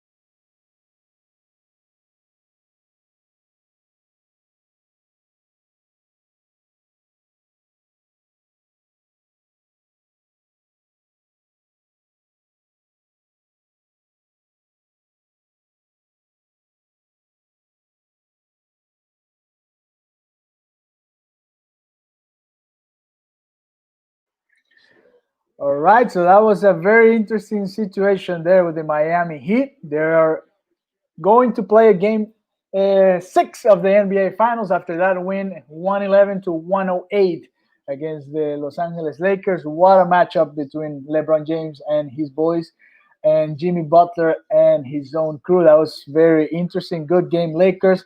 You said you won. Somebody won $10,000. Thank you very much for joining us. Now our post-game show, it's here in our YouTube channel, but it's in a different link, so you guys can go check that out with Alphonse Sidney hosting that post-game show. We're gonna wait for the post-game conferences to come up, and we will be playing them here in this channel, but you guys can go and listen to the post-game show right now going on in here in the 5 Reasons YouTube channel. You can go, it's up and running now. It's Alphonse Sidney. I see Greg Sylvander, Alex Toledo. That's Royal Shepherd there also. And Tiffany Mix is also there. So that's going to be our 5 on the floor tonight.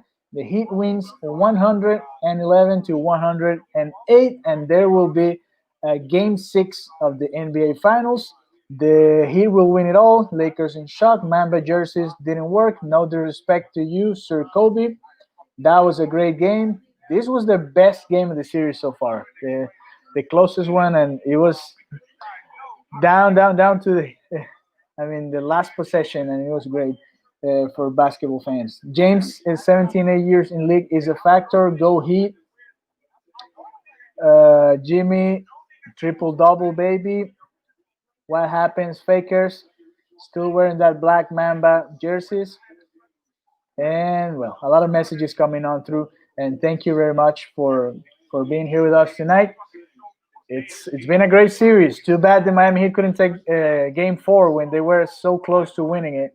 That would have been a totally different series. And now they have the opportunity to tie the series on Sunday. Sunday night, we're going to be back for sure. We're going to be here with you guys, of course, trying to get the pre-game an hour before the game actually starts, and all that going on here in the 5 Reasons YouTube channel. So go to the other link right now. There you're gonna enjoy the post-game show. It's going on right now. Ethan, you're here, but I think you're trying to get into the post-game show, right? Yeah. I'm gonna go to the post-game show, and Yes. they gotta wait for me, Alejandro. So hopefully they've done that, because we got to start this clean. So I guess we're heading over there. Do we have a link for that thing? Because Manny should have it, so I'll text Manny to send it to you. Okay. All right, so that was Ethan Skolnick. You guys can go to the post-game show if you want to listen to the guys, to the 5 Reasons, 5 on the floor guys, doing their analysis and what they went through in this very close game to put the game 3-2 in favor of the Los Angeles Lakers. Now we're going to go through Twitter, and let's see what our Heat Nation is saying about this win. That was a great game, the best game in the finals so far, and so let's go and check what they're saying over there until we have the post-game conferences coming up from Orlando, from the NBA Twitter channel. Let me see if they have it up already or not, because that will be coming right away as soon as they have it on. Man, I'm wide awake. Hit Twitter. Game 6, baby. We're still here. My Jimmy did it again. Don't count us out. We fight. Miami Heat. If the Lake Show allows the Heat to catch them in this series, I will talk shit about LeBron until 2024 nonstop. LeBron having some bad memories now with Danny Green. Danny Green had the shot, man. If he makes that shot, that would have been the title for the Los Angeles Lakers. And he was by himself, too. So he had it right there. See you Sunday for a Game 6. Unbelievable game. Butler versus Brown was just damn crazy. Fine basketball. Sleep for me, 4:45 a.m. United Kingdom time. Matt James. Miami Heat was not going out without a fight. For the culture, the post the Miami Heat put on their Twitter account, of course. And give me a second here.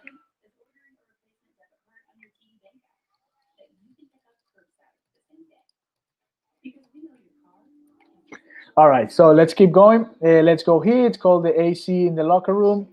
Heat Twitter, Heat Nation Final, una derrota que duele. Miami jugó bien, es innegable, pero los árbitros, ni siquiera hubo falta de AD en la jugada contra Butler. Bueno, imagínense, un fanático de los Lakers quejándose del arbitraje, lo último que no se imagina en el mundo. El Heat aún vive by Jimmy Butler. It ain't over. Keep it going, Miami Heat. Let's get this ring, boys. You just can't blame LeBron for this loss. That last pass was just amazing. Cleared the lane and gave an open wide look three. Yes, it was Danny Green who couldn't actually make the shot to finish the game and to give the Miami Heat the title for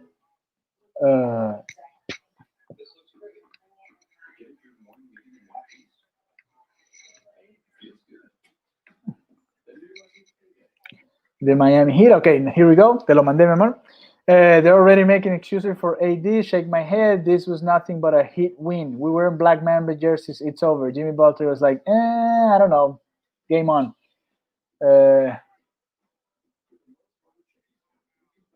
Okay, Miami Heat got shooters. Jimmy Butler, ladies and gentlemen. Jimmy Buckets is the truth. And some of the comments there in the on Twitter right now after that win by the Miami Heat, 111 to 100.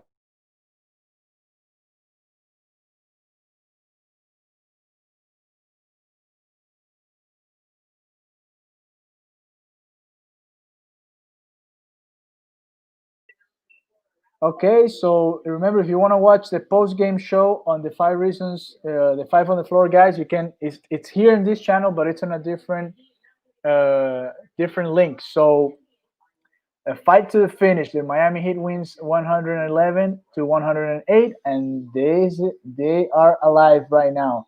It's still going for the Miami Heat right now, and we will wait for the guys to talk in the post-game press conference to see what they're saying about this last couple of plays. We have it here. We're gonna show it because the NBA has it right here. So we're gonna have the last couple of minutes. Oh well, no, that was the basket by AD before the Jimmy Butler came on and scored from the free throw line. So Jimmy Butler finished the game with 35 points, 12 rebounds, 11 assists, another triple-double. So the 2 times that the Jimmy Butler has had a triple-double, that has been a win for the Miami Heat. So the key is right there. The key is right there. Jimmy Butler has to be aggressive. So there you go. And now the people in LA have to wait because they were already outside of the Staples Center. You have to remember this is a year. I mean, less than a year ago, Kobe Bryant died. So there's all this talk about this title being for him and all that. So people were already outside of Staples Center, and now they're gonna have to wait a little bit more in order for that to happen. Game 5, who's ready? Well, that was a long ago. Miami Heat, here we go. Clutch late free throws. That one we can check. So let's go to NBA and see if we can put that one on. Oh well, let's do it from here actually, because we have it here on the other computer. So there you guys can see it. Clutch late free throws from Jimmy Butler and Tyler Herro, and the Miami Heat ended up winning this game. Okay, and then it was LeBron almost had it at the end too. If he would have tied that game, that would have been crazy. Look at the last play of the game. That was Rondo from the pass in to LeBron. He got it and he shot it, but it was way, way short. And the Miami Heat are going to force game 6 of this NBA Finals. Okay, let me see some of your messages here. Heat Nation Italy. It doesn't get more Mamba than this. Olex winded. Heat in 7. Heat is the better team ever. No, Heat is the better team even though they have help by the ref. Even though the Lakers have help by the ref the entire game, They kept going, and that's it. Even a Rolls Royce won't run when it runs on gas. When it runs out of gas, there you go. Jimmy was dead. Jimmy was just giving everything what he had. Jimmy looked like Jordan out there. Well, let's not get carried away either. It doesn't get more member than this. He is the better team. Youth versus dated. Gotta love how the media works. It's obvious they love the Lakers, and now everyone has to scramble to desperately come up with talking points since they were already ready to talk the Lakers win. Where was way off Rondo at? Look at Will Manson talking right now on the local channel. Let's see what he's saying about the game.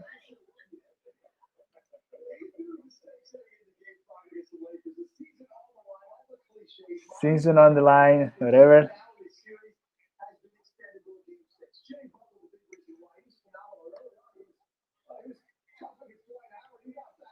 That battle with Dwight Howard early in the game, that was a spark for Jimmy Butler, who again ended up with 35 points. So that was a great performance again. Let's be honest and fair play. It's not that Miami's a better team. Miami's a more well-equipped team in their camaraderie and in their hunger. It's all about the Heat. None this his thing. So yes, let's check some of the other numbers because Duncan Robinson also had a great game. Kendrick Nunn had a great game as well. I mean, it was not just Jimmy Butler. Butler was the leader, of course, but what the other guys did was also very impressive. Let's go and check the box score, the final box score, to see what happened there, because that was also part of what happened tonight. I mean, it was a very close game. Butler, like I already said, 36 points, but Duncan Robinson, man, 26 points, 5 rebounds, 2 assists, 1 steal, and he was great. He was 7 from 13 from the 3-point line. So there you go. That's the Duncan Robinson game that we were missing from a long time in the playoffs. I think the last one was against the Celtics, maybe, or maybe even before that against the Bucks, and he had that good game. Kendrick Nunn, 14 points. Tyler Herro, 12 points. Crowder, 11 points as well. Carson Gray says Kendrick Nunn gave a good push off the bench tonight. Yeah, especially in the first half. I think he finished with 11 points in the first half. So that was a great performance by him at that point. And look, Eric Spoelstra only played 7 guys today. The 5 starters, Butler, Crowder, Adebayo, Robinson, Herro. And then Kendrick Nunn and Andre Iguodala were the 2 guys coming off the bench. So no Solomon Hill, no Myers Leonard, no Kelly Olynyk at all at this particular game. So there you go. That was what they did about that plan. And let me see, Game Time Live. Okay, we have some of the press conferences going on right now. I think it's Eric Spoelstra talking, so we're going to go right away and listen to what he has to say now. And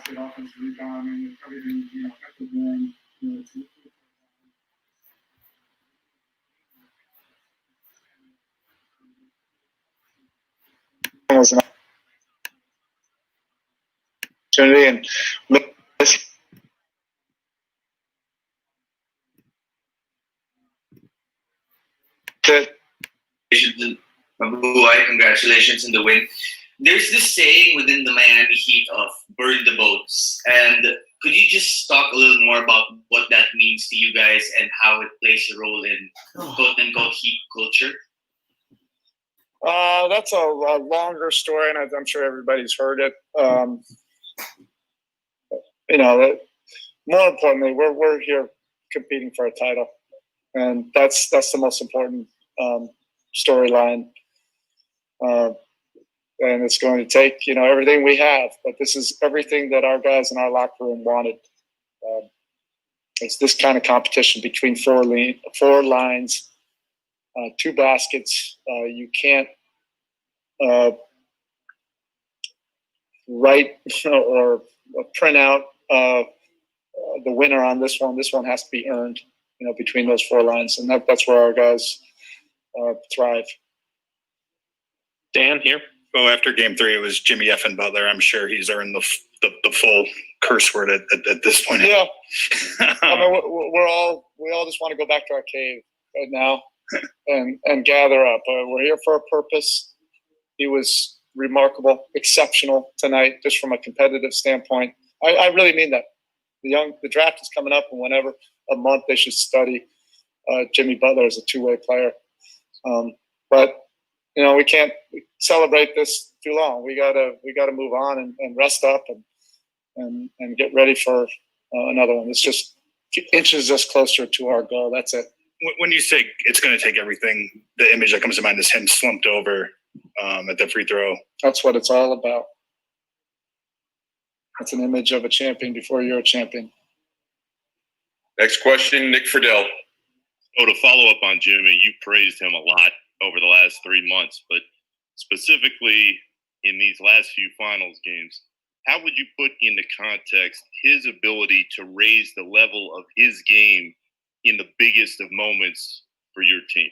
Well, he's the ultimate competitor, and when you're facing the ultimate competition, that's what happens. You hope that it brings out a higher level than you can go just by playing normal competition. You have to be a real competitor for that to happen, and hopefully that's happening with our entire team right now, because we're being pushed and challenged by a very good team. Our guys are embracing that. Next question, Vincent Goodwill. Coach, you've been on the front end of some of those LeBron three-point explosions, when he was on your team. How did you tell your players not to overreact when he started hitting the first three or first four and you didn't change up your defense? Did you just feel like you had to ride the wave of that and that it would sort of balance itself out? Or how do you stay cool during that? Look, great players are going to make big-time plays, and that's what this level of the finals is all about. Can you continue to stay with it and find a way to get the win at the end?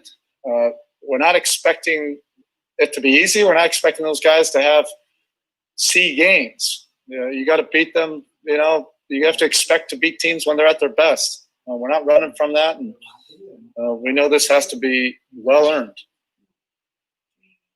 Next question, Anthony Chang.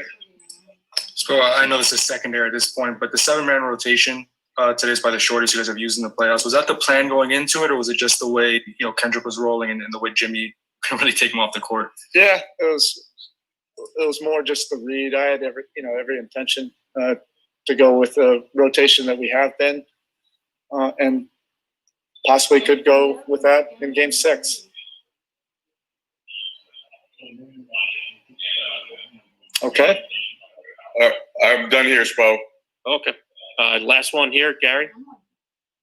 Spo, I know you tell your guys, play till the buzzer and, give it your all, but to see it in this moment, can you appreciate that, or are you kind of too locked into this game to see your guys, a lot of guys in their first time doing this, play and give completely everything they have? Well, we have a goal. We're fighting for a title. That's what it's going to require, and our guys have an understanding.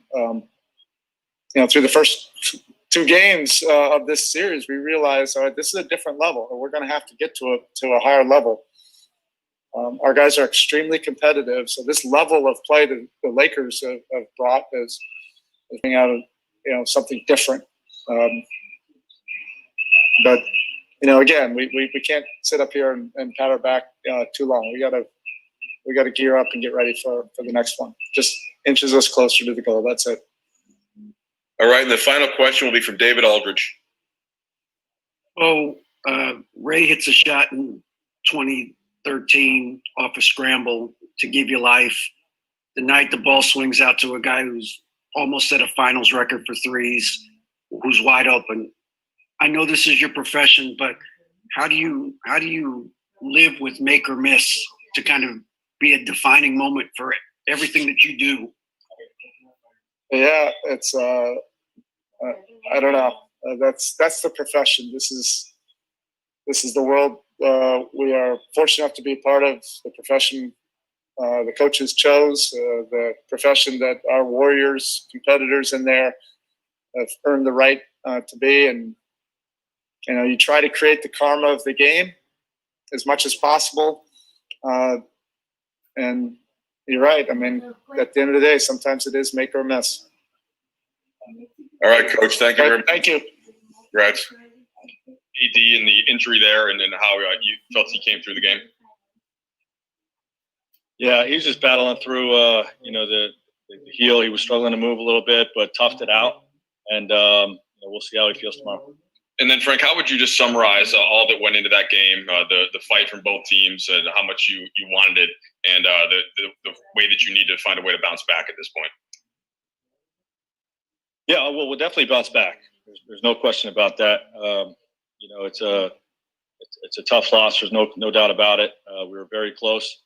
I felt 2 bad calls at the end, put Butler to the line. And that's unfortunate in a game of this magnitude.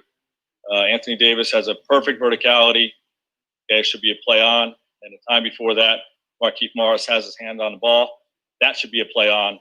Okay, they were giving 4 free throws and make it uphill battle for us. So very disappointed in that aspect of the game. And but our group's fine. Yeah, we're going to bounce back strong. We'll have a better performance in Game 6, and we got to play better for the 48 minutes leading up to that last minute. Hey Frank, are you able to walk us through or describe the emotional swings of that last minute with lead changes back and forth? You guys have a lead, 21 seconds away from a championship. What was that just like to experience in that way? Yeah, for me, it's just win the next play. Whatever happened on that play, we got to anticipate what's coming next, and and try to win the next play. Obviously, on both sides of the ball. Allison.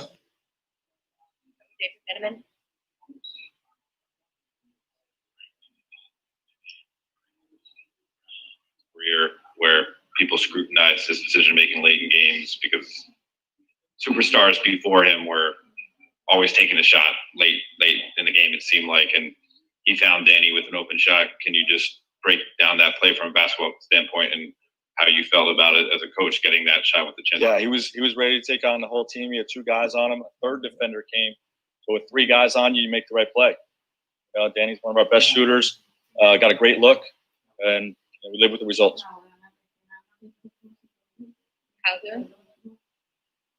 The last couple games, it seems, Miami has come out of the gate pretty hot.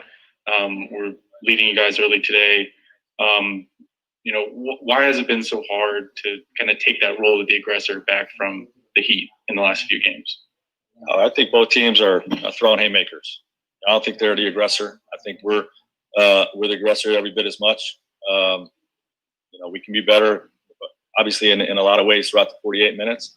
We'll watch the tape, get back after it, and I'm happy with our team's competitive spirit.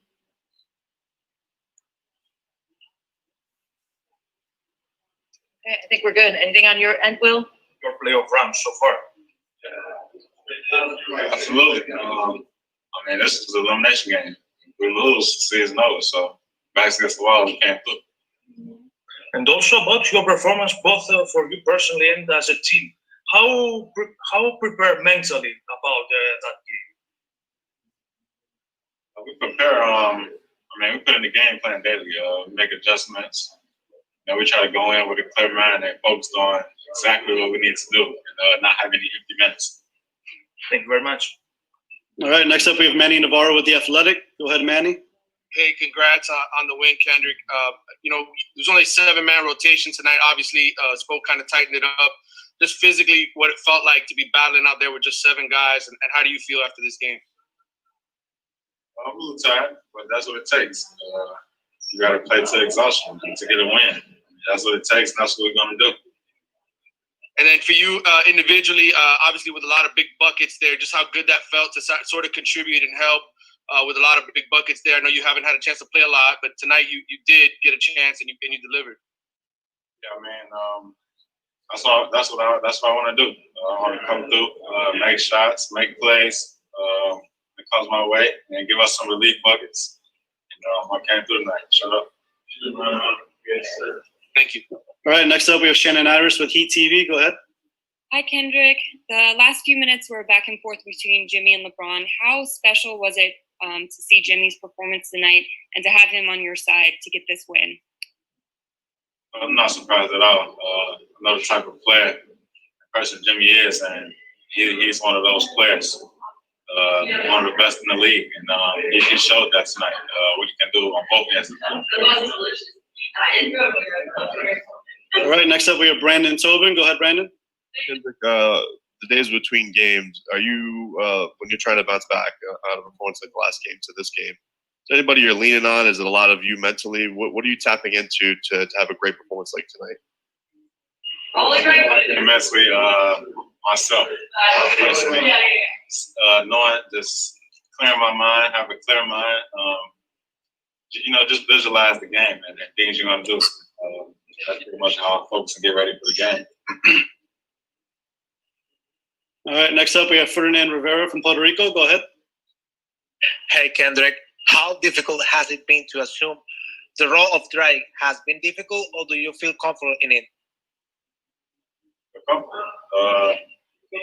a player that makes plays. I feel very comfortable in the role that I'm in, and my team and coaches have great confidence in me. All right, next up we have Wes Lammy. Go ahead, Wes. Okay, Nunn, just following up with that, did you feel in terms of your comfortability, did you feel you were building confidence throughout that first half in any way? Yeah, definitely. Just getting in and making plays, being aggressive. That's most important, is being aggressive, because we know who we going at on offense, and sometimes that players guard me, so I have to be aggressive and make plays for that second unit. All right, and final question, we have Tab Deportes, Puerto Rico. Go ahead. Hi, congrats for the win. The coach say that every young player saw videos of Jimmy Butler before enter the league because he's the definition of two players side. What means for you playing aside him and learn from him? I love playing with Jimmy. Two-way player, like you said. That's the type of player that I am too. Two-way player, make plays and take pride in defense. So we love guys like that here in Miami, and I'm glad we got a win tonight. Look forward to the next. Hey, Kendrick, we have a final question here. Mark Schwartz with ESPN. Go ahead, Mark. Kendrick, what is it that allows Jimmy to sustain that level of performance at the end of a game where you have a LeBron James, three-time champion in his way, trying to deny him, and he's played 47 minutes. How does he sustain and win in that environment? Thanks about Jimmy Butler. Yes. That's Jimmy Butler. That's what he do. All right, Kendrick, thank you. I appreciate it. To get started on your end, please. All right, thank you. Mike? Hey, LeBron, what's your finals experience over the years taught you about how to respond to a game like this and how to put that out to the rest of your teammates? For me, Mike, I've always stayed even keel.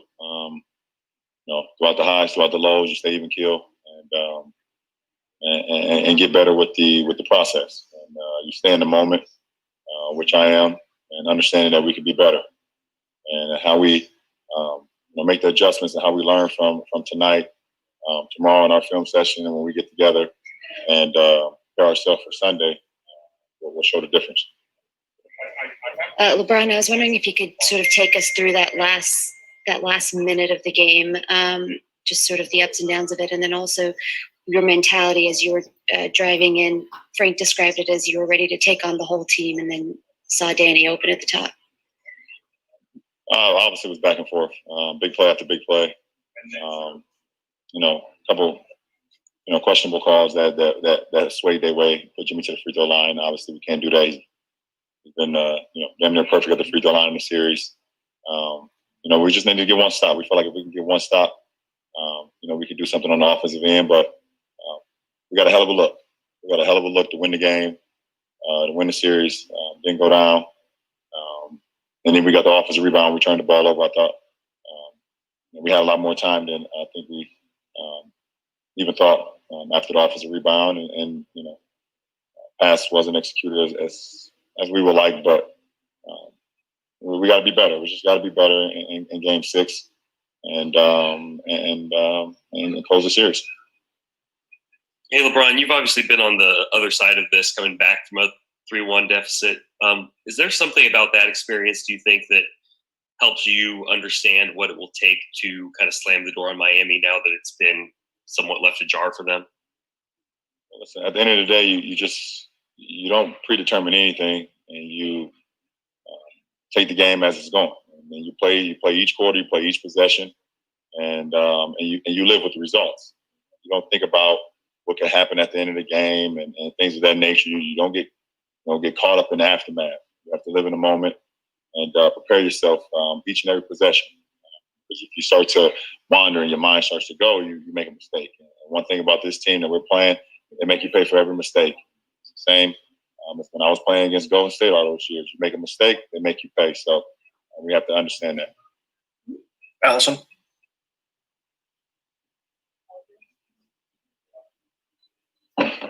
Obviously, two vets and Danny and Markieff were involved in that play. Is that a situation where you talk to them after a game like this, or do you feel like they have experience, they kind of know what it is, and they'll come ready for Game 6? I mean, they're vets.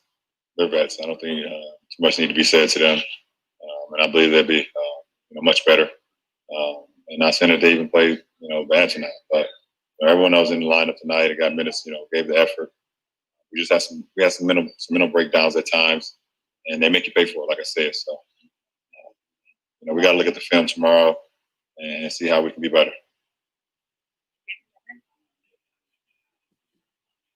LeBron, from I think 2:52 remaining to 46 seconds remaining, you and Jimmy went back and forth. I think it was 6 straight possessions where one of you scored for your team. And even with the questionable calls, you talked about Jimmy and his competitive nature, and it's something that you relish. Can you take us inside what it's like being in that battle with with the game on the line? Well, I mean, that's the beauty of the game, being able to compete at the highest level. And you take those opportunities, and you live in the moment. You're trying to make plays for your team to be successful on both ends. And we were both just trying to do that and try to will our team to a victory. And he was able to make one more play than I was able to make tonight and come away with the victory.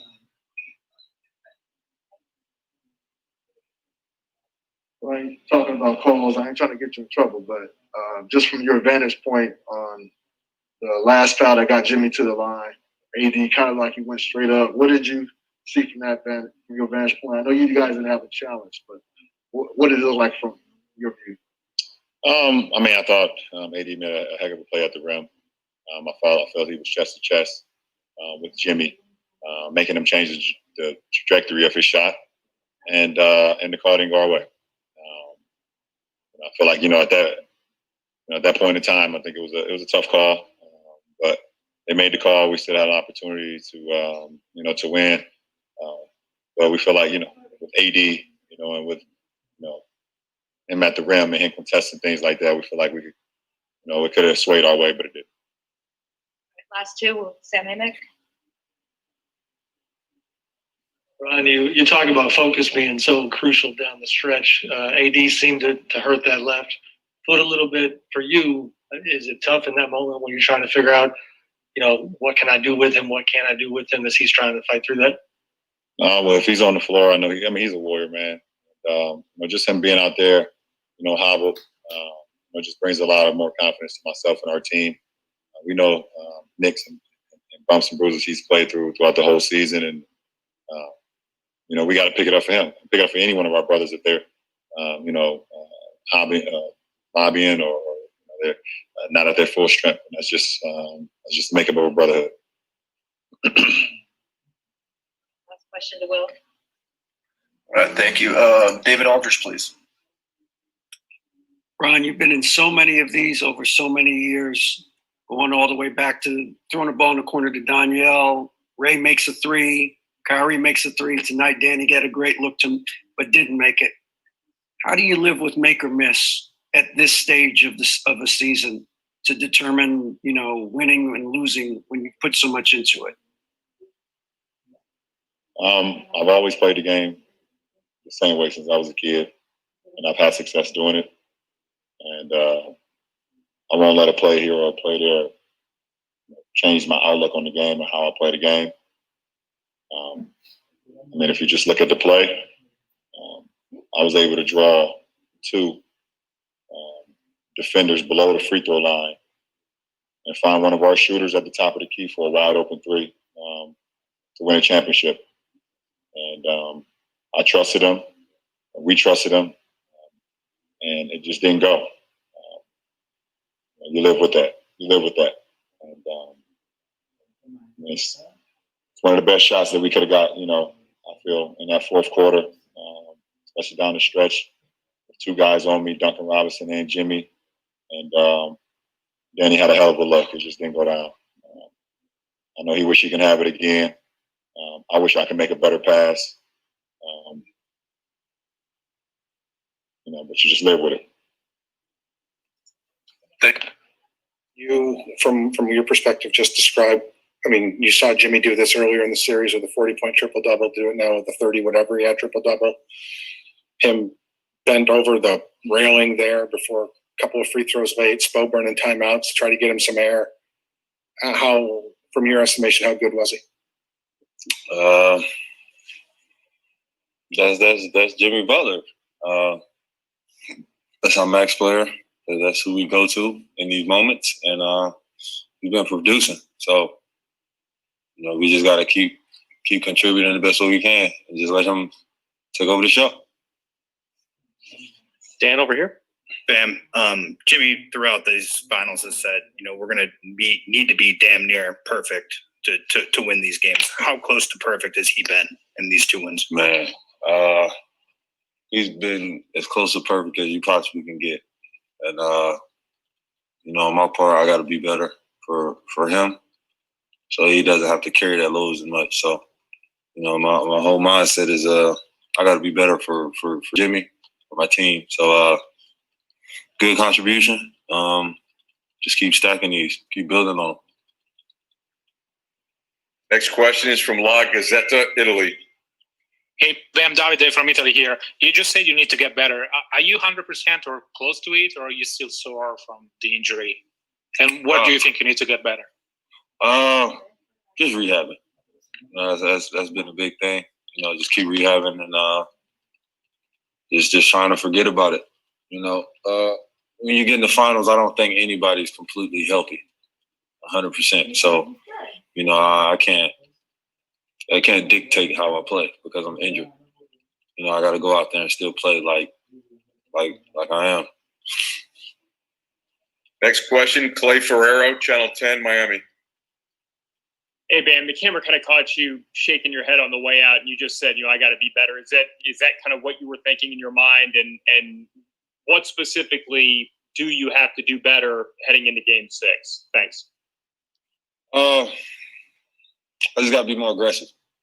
And, it's a lot of times I just got to make the right reads. It's nothing too major, just minor tweaks. But I'm going to bounce back. So we going to figure it out. Malika? Bam. Ooh. Sorry.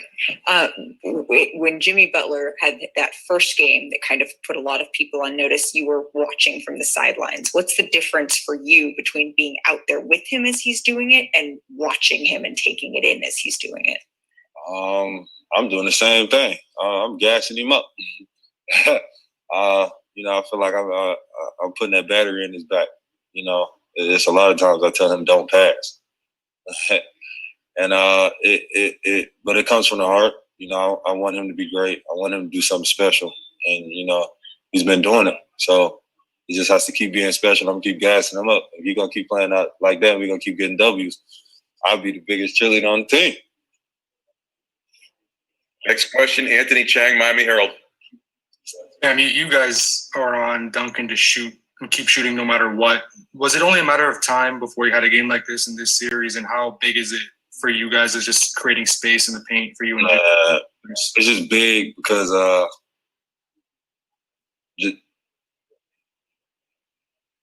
It just depends, but we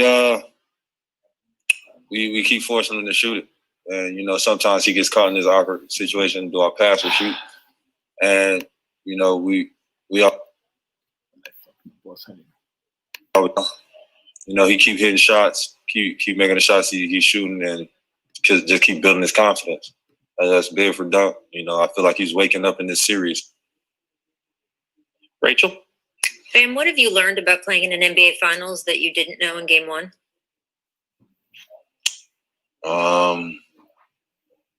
Every possession matters. I feel like that's the biggest thing that I learned. You can go from being up 5 to down 2 in a matter of like 3 possessions. Or 2 possessions. It just depends. So I think that's my biggest thing on the NBA Finals. Next question is from Naveen Gangalani from the Philippines. Hey, Bam. What's it like when you know you have to switch between Anthony Davis and LeBron James, especially that you're coming back from injury? Is it like in your mind you're already trying to calculate where LeBron might go or where AD might go? What's like the defensive tendencies you have to think through? Defensive tendencies? Yeah, or what you have to think in your mind and analyze. How do you analyze the situation when you go up against those guys? You just got to make every catch tough. And they just got to see hands. You got to be active. So I feel like that's the biggest thing between those two. You just got to make the catches tough, try to wear on them, and try to get them tired. Next question, Christos Saltis from Greece. Hello, Bam. How important for you is it to take the momentum about the Game 6? Say it again? How important for you is to take the momentum from that win to the Game 6? What are we going to do with the momentum of Game 6? The momentum of that win for the Game 6. Oh, okay. My bad. It's a win. So, like we said, we know we can do it. We're trying to do something special. So, we just got to keep putting our hard hats on and keep playing like we've been playing. Well, glad game. Next question is from David Perez, Heat TV. Bam, obviously Duncan and Nunn sort of playing with a lot of confidence today. What do you think a lot of the younger guys on the team can take away from a moment like this, being able to pull out one of these tight games in the final? Man, anything is possible. Like I said, long as the people in our organization and everybody on the staff and the players believe, we got a chance to do anything. And I truly believe that. I truly feel like everybody believes, from us to the top of the organization.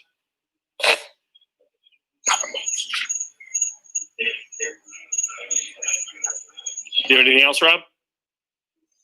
Last question from Zoom is Andres Lopez. Thank you. Bam, last time we spoke about how you guys are 3-1 and you said that it's not the first time that a comeback has happened. We posted that on our social media, and I just wanted to read you one of the comments we got. And I quote, "Much respect to Miami, but Bam Adebayo can start a new religion with all that faith he has on his team." Can you please talk about the faith that you have on this team and how you can do anything if you believe, like you just said? Just because if you don't have any belief in anything that you can't do, then you're going to second guess yourself every time. And, just having belief and just having faith and just visualize yourself, succeeding and being successful. I feel like that puts positive vibes in the air. You never know. So my point is, like you said, I could start a religion.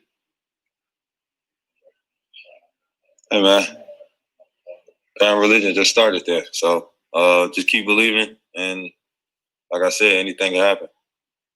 All right, young fella, thank you. All right. Sailing sort of gives me the answer already, but how tired are you at this point? How tired were you in those moments where you're slumped over the board before the free throws, and then Spoelstra burning timeouts to get you more air? Like, just what's left right now?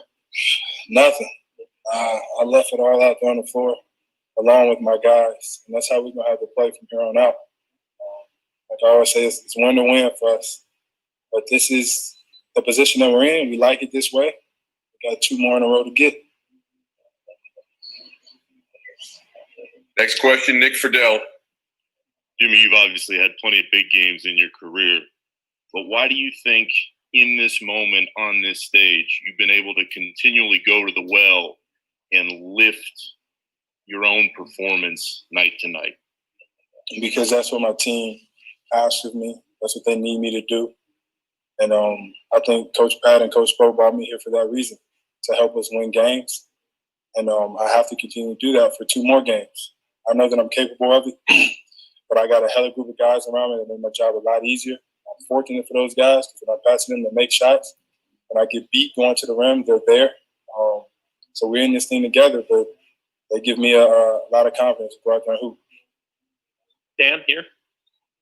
Jimmy, throughout this, since you guys were down 3-1, Spo has talked about it, you've talked about it, that it's like, it's not just survive one more. This is part of our story to get to where we want to go. Where does that confidence come from, and how did that play out today? Look, man, I can say it every time I'm up here, but we live for these moments. Like the work that we put in, we built for this. We've been doing this all year long. This didn't just start in the bubble. We've been playing together, win, loss, draw, whatever. We're in this thing together, and that's what's going to win us games. I think night in or night, it could be anybody. It could be Bam. It could be hopefully Gorham. Like we're so together when we're out there on the floor, off the floor. That's why we win, because everybody wants everybody to be successful. Next question, Vincent Goodwill. Jimmy, you've been defending LeBron for a number of years, going back to Chicago. When he's hitting the jumper like that, how do you stay calm and stay disciplined? You know, when he's hitting the jumper and the Lakers keep coming, how do you keep your team sort of at an even keel and not sort of getting caught up in the moment? I mean, if you're the best player in the world, you're supposed to be able to do that. We keep our head high knowing that he's going to hit some tough ones. That's what really, really, really great players do. We ain't backing down. We ain't shying away. We can go on the other end and do what we do. I think he had a hell of a performance tonight, along with AD, the whole team. But we still fight. We're in it to win it. We're not backing down. We're not scared of nobody. Next question, Mark Schwartz, ESPN. Jimmy, you've been saying throughout the series that to get to where you want to go, you always have to go through a LeBron James team. And now you're living that moment, play to play, possession to possession. And tonight was just epic with you two making play after play at each end. What's that like for you to do, especially on this stage in 47 minutes of basketball? I think it's easy whenever I have the group of guys that I have around me, and when I have the coaching staff that believe I can play at a high level. Coach Pat brought me here to play at a high level. I got so many people in my ear just telling me to keep doing what I've been doing, play basketball the right way, and we're going to end up winning. So that's why I smile, knowing that we're always going to play the right way. We're always going to live with the result, because we're going to leave it all out there on the floor. Did you know that when you went up against the LeBron James team in this environment that you would play the way that you're playing right now? I know that I'm capable of it. I believe in my skill set and my talent. My teammates do as well. But this not just me. Duncan had a hell of a game. K-Nunn came in and did what K-Nunn did. Bam had a huge one. All of us were the reason that we won this game, and it's going to be the same way for the next 2. Jeff in the back. Jimmy, I know you just mentioned Duncan's game, and I know you've been in his ear a little bit. How was he able to get some shots tonight when they make it so difficult for him to even get a shot off? And, what have you been saying to him? To stop running from the basketball. Can't shoot the ball if you don't have the ball. I think he get lost in trying to get other people open when everybody's going to react to him, probably more so than they're going to react to me. 3's worth more than 2. So as long as he's coming to the ball, shooting the ball when he's open, when he's not open, that's the Duncan Robinson that we need, that we want, because that's how he's been playing all year long. And we're going to need to be even more aggressive in Game 6. Malika? Jimmy, you've talked before about how you recover and how your recovery team is elite, and that's what allows you to do this. What does your next day look like, especially as these 35, 40-minute games start to add up? To tell you the truth, I don't know. I'm gonna go back and talk to Armando, and whatever he says do, I guess I gotta do. I really hate when people tell me what to do, by the way, but I know that he has my best interest at heart, and he'll probably tell me what to do in Spanish as well. Hell no. Next question, Anthony Chang, Miami Herald. Jimmy, in Game 4, the Lakers' big adjustment was throwing AD and LeBron at you pretty much the entire game. What was the adjustment tonight for you to that coverage? Was it more just be willing to take those jump shots when they go under on those screens? Was that part of the change for you today? Just stay aggressive.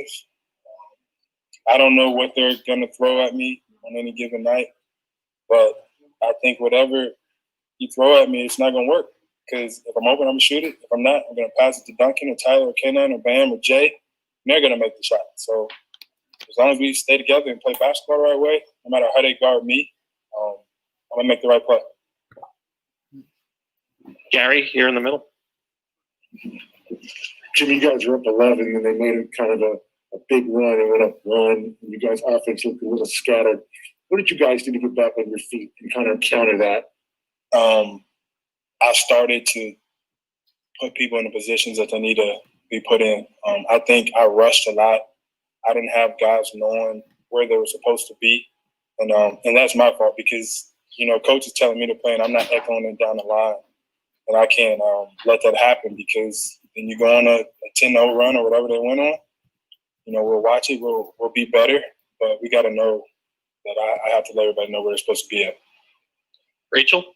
Jimmy, do you believe there's carryover from one game to the other and that these guys believe they were less than 30 seconds from winning a title and you guys ripped that away from them? And you could see that on everyone's faces in the final 10 seconds of the game. I'm sure they wanted to win, thought they was going to win coming into it, as did we. But it was a hard-fought game. I think it's going to be even harder for us next game. But I like our chances. Sam in the middle. Jimmy, kind of up that same alley, you never lack for motivation, but I do wonder when you look out there and you see Lakers family members who are on the brink of celebration, you know that Malika put a picture out about the confetti machines being right next to the court, and you know what you ripped away from them. Is that a little bit sweeter? Not really. I don't be paying attention to them over there. I don't pay attention to the confetti machines. I do pay attention to Rondo St. Pierre, though. That's my guy. Other than that, I'd be so locked in on the game. I'd be locked in on my squad because we had a win. We had a win. So for these next two, we're going to be in the trenches. And last question tonight will be from Clay Ferrero, Channel 10, Miami. Hey, Jimmy, you said in the post-game interview you got to be a lot better down the stretch in particular. How do you recenter after, what was an emotional performance and you said a draining performance, there's nothing left. How do you recenter and kind of rejuvenate yourself heading into what you know is going to be a tough game 6? This is over with. We got to get better, even from wins. I don't think we ended the game the way we were supposed to. We didn't rebound when we needed to. We got lucky. Luck is a part of everything, and that's what that was. Now, don't get me wrong, I'm taking a dub. But I think going into the next one, we got to play even more perfect. We got to secure the ball. We got to get back. We got to do everything right to give us a chance to win. All right, Jimmy, thank you. What happened in the first, and then if it looked like it might have gotten aggravated in the fourth, and how you're feeling at this point heading into the next game? Iggy kind of stepped on it. We aggravated it, but I'll be fine with Sunday. Tanya? Yeah, Anthony, can you take me through the emotions of that last minute from your vantage point?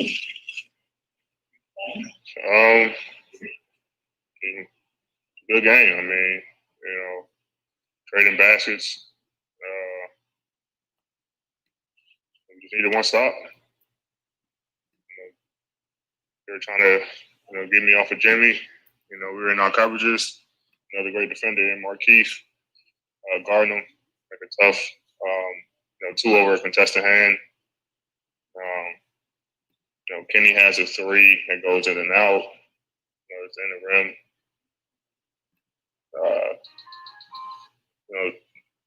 two calls that could have went either way.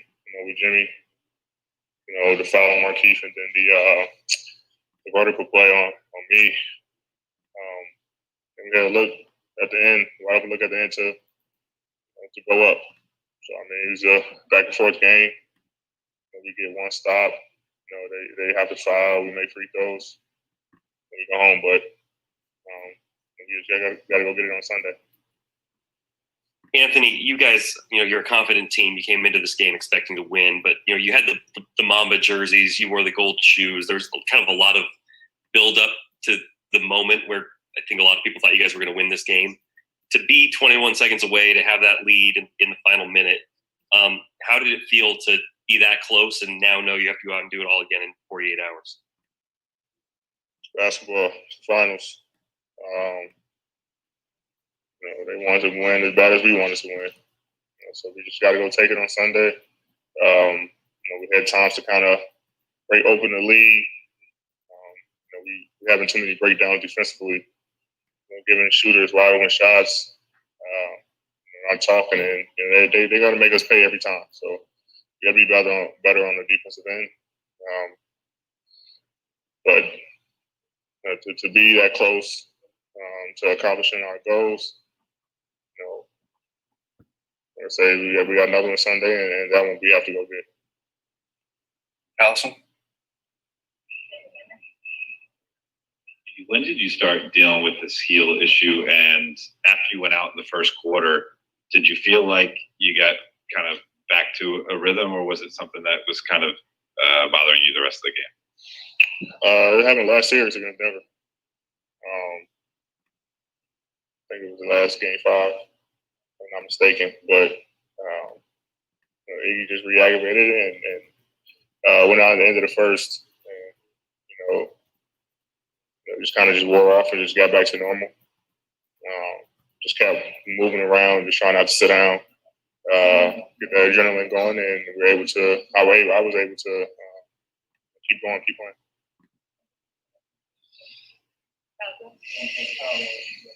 playing. No, you were just saying it's tough to come that close after a game like this. What do you find is your approach to? Do you kind of want to keep some of maybe some of the disappointment you're feeling as fuel? Do you try to kind of even it out and feel like, hey, we got another shot? Where do you take your emotions with it? We still have to realize we're up in the series, but we definitely use this as fuel.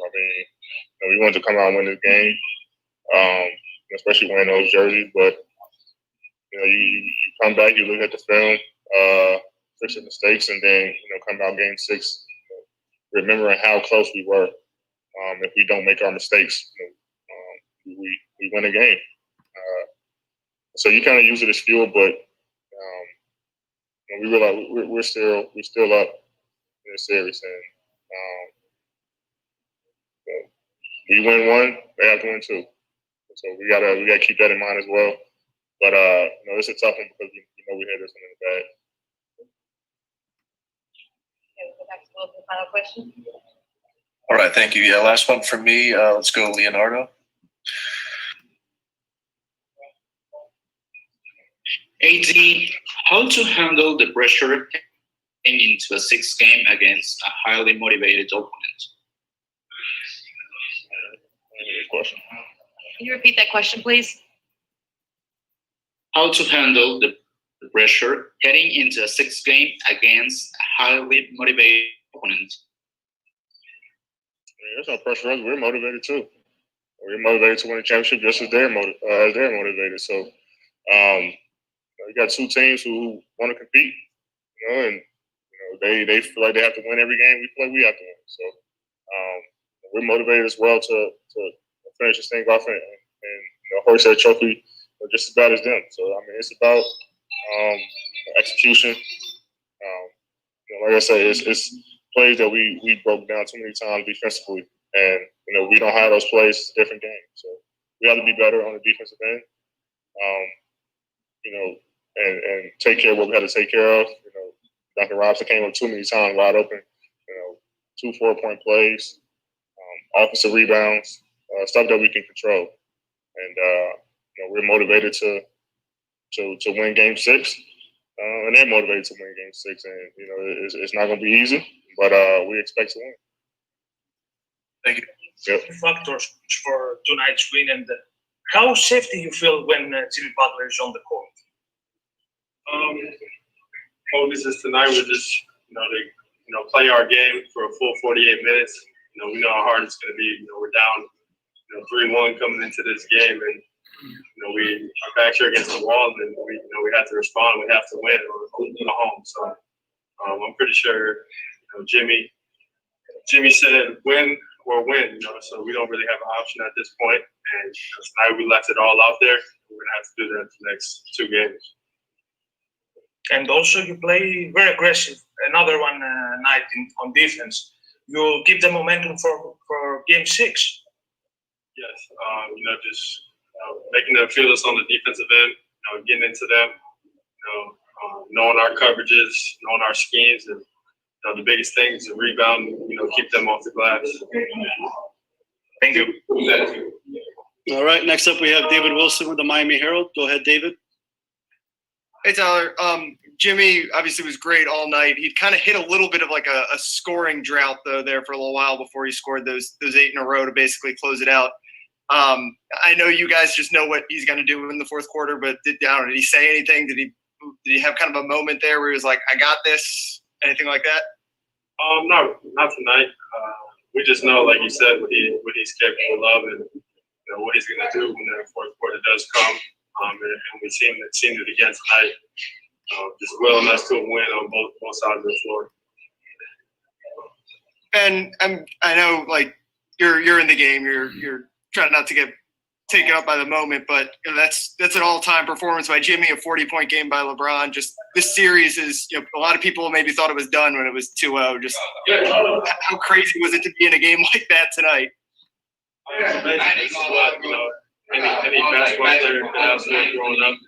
It's a dream come true for all of us to be on this stage and playing against great competitors that are out there on the floor. All right, next up we have Shannon Irish with Heat TV. Go ahead, Shannon. Hey, Tyler, what did you think about Duncan's performance tonight and his big shooting moments? Yeah, Duncan was huge again for us tonight. Every time he shoots, we feel like it's going in, and we want him to be aggressive. We want him to continue to shoot balls. Almost every time he touches it, we just want him to continue to shoot the ball. Make sure his confidence is high, and we know what he's capable of. And tonight he's shown everybody what he can do on the big stage.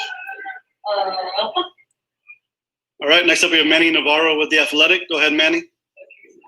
Hey, Tyler. Just physically, I know you guys had a couple of days off there, but Jimmy played 47 minutes. Just the defensive effort that you guys are putting forth with every single one of these games, having to guard LeBron and so forth. How do you feel physically? We feel good. We want more. We knew how hard this was going to be. Coming into this, and, it's not going to get any easier for us. We're not looking for help. We're still down 3-2, and our backs are against the ball. So we have to continue to play big minutes to get the job done. And then obviously what it might mean if you guys could get Goran back. I know obviously he's fighting to come back still, but what that kind of lift might provide if he can do it for Game 6. Yeah, we all know what he's capable of and what he brings to our team. So, Goran's back out there. We hope he is, but at any point, we hope he can get back and help us as much as he can. Thanks. All right, next up we have Tab Deportes, Puerto Rico. Go ahead. Hi, Tyler. Congrats for the win. What is the message that you want to say to the people who believe the series ended today? Nothing really. Everybody is counting this out. Since we're getting into the playoffs, or we don't really care what people have to say. It's still 3-2, so I'm sure there's still people counting this out. We're not going anywhere anytime soon. We have 2 more games to win. We know that the job's not done. Thank you. And last question, back to David Wilson. Go ahead, David. Hey, Tyler. You guys were running a lot of that horn action tonight. It seemed like to maybe get AD away from Jimmy. Just how effective do you feel like that set was for you guys to kind of? Yeah, very effective for us. Anything we can to make it easier on Jimmy, where he can get downhill and get into playmaking or scoring position is what we want to do. That was just one set that has helped us, especially tonight. Thank you, Tyler. Appreciate it. All right, they just waited too long to start playing our brand of basketball, which we were kind of just trading punches, going back and forth through the game. We get close and then make a couple of mistakes, and they extend it back to 7 or 8. And we get close again, they do the same thing. And finally, we took the lead, and then just one play short at the end. What was the locker room like right now? Resolute or kind of quiet or somewhere in between? We'd rather be celebrating and cheering right now. We'd rather have won. So that's how the locker room is. Hey, what can you possibly say about Jimmy Butler? I mean, the guy played really well for them. Obviously, LeBron played great for you guys, but Jimmy, thanks tonight, didn't he? Yeah, he had another good game. Just being really aggressive. I think his rebounding kind of got him going, and then I think we lost our shooters too much a couple of times as guards, which helped him get his assists up. He's got to do a better job of competing and limiting his effectiveness. All right, let's go to Brad Turner. Alex, one thing you guys have talked about all series long is taking care of the basketball. I think you had 6 of your 15 turnovers in the fourth quarter. How much does that hurt what you guys are trying to do? You have less opportunities to score because you don't have the ball all the time?